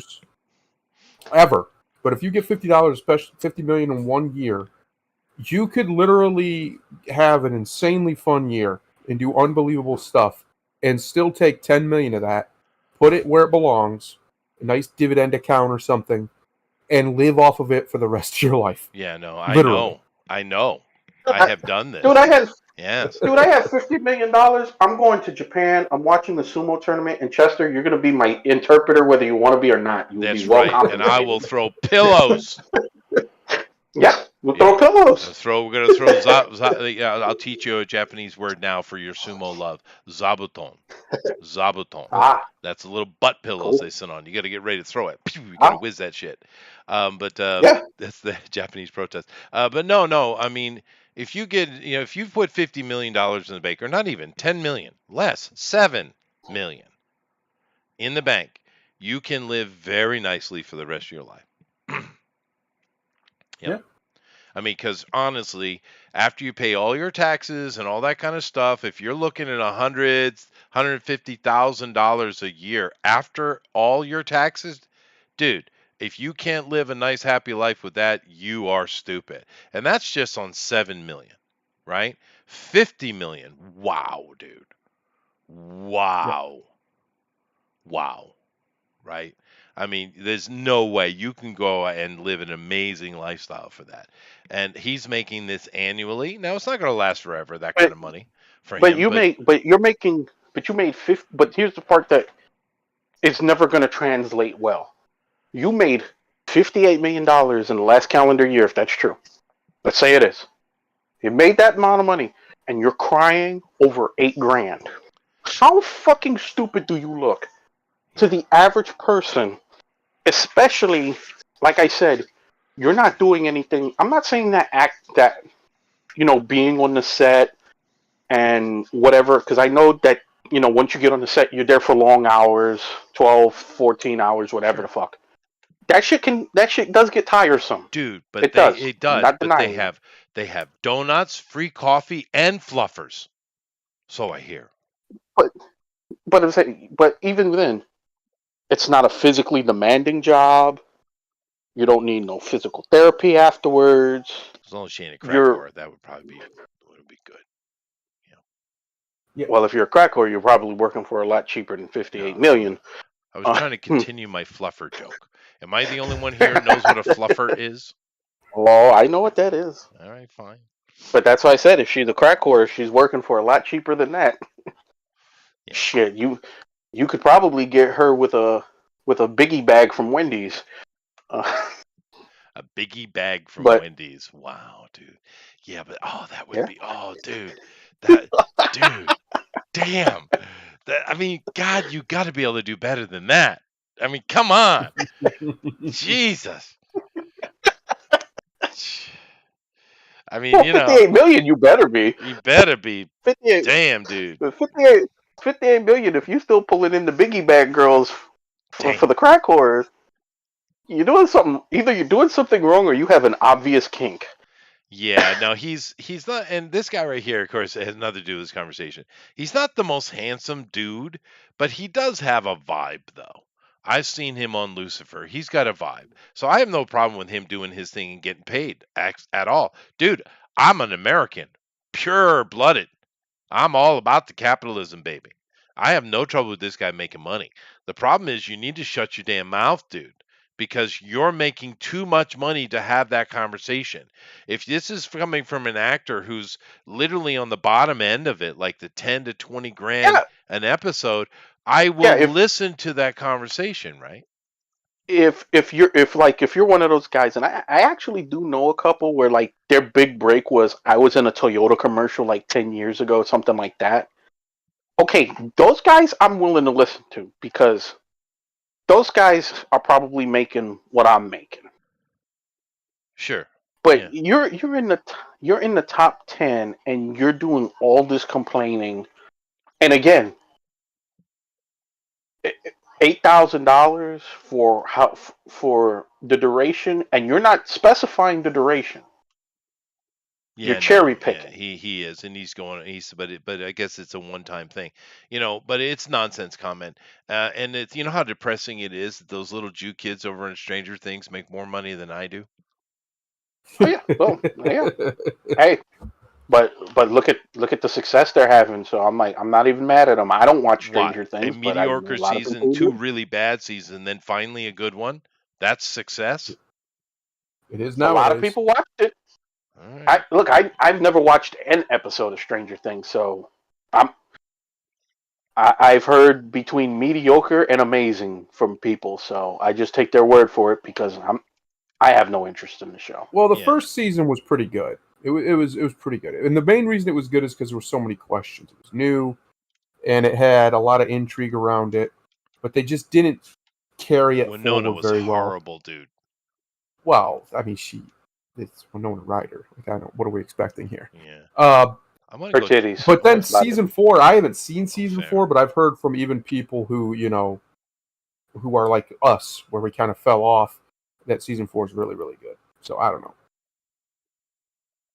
The only thing I know about Stranger Things beyond what people have said is that apparently a lot of Gen Zers discovered Metallica through Stranger Things. That's it. Yeah. I am looking at the Stranger Thing cast. There's a lot of fake names here, dude. Of course. There's no way your name is Wolf Hard. Dude, fuck off. I don't know. I don't know. Wolfgang Halen exists. Well, he's trying to pull himself off as being a good Irish boy, dude. You're clearly Kurgic. Let me no. All right, I'm gonna get to the right bottom of this. Uh-oh. Let's see here. See, French, German, Jewish. Ha ha. All right. Nailed it. Nailed it. All right, fine. Anyway, I gotta go. I actually should Get have out of left here, like 20 Chester. minutes ago. But thank you guys for coming in. That was fun conversations. It is interesting. I'm curious to see how this whole Tom Cruise, Oppenheimer, Barbie thing flushes out in the end. Because I'm a bit surprised that Tom's not. He's double what they've made, but I'm kind of surprised he's not quadruple by now. So we'll see. I think it's because of the IMAX thing, where Maybe. because or whatever the deal that they had, that they only had a limited amount of time in IMAX compared. Then they had to move them out to put Oppenheimer in, Right. which I think is going to come back and bite those theaters because I think more might. people would want to see. I think my feelings of Tom Cruise aside, I know that the average moviegoer is more wanting to see Mission Impossible than Oppenheimer. Well, sure. And Oppenheimer will not have legs. That kind of movie never does. No. It's going to make its money initially, and that's it. And it probably Yeah. has made its money. To be honest with you, it probably or already made profit. What was that, 178 or something like that? It's probably already made its money back. But Tom Cruise movies tend to have legs, and the Barbie movie might. So, but I'm curious next week. Let's see what it looks like next week. I'm going to keep an eye on that race there and see how it goes because I'm actually very shocked at how much money Barbie's already made. For it being as outrageously and blatantly sexist and hateful as it is, it's blatant. It's not like a lot of the stuff where you get a bunch of chatter beforehand and then it comes out and it's nowhere near as bad as they made it seem. This movie is straight up bad.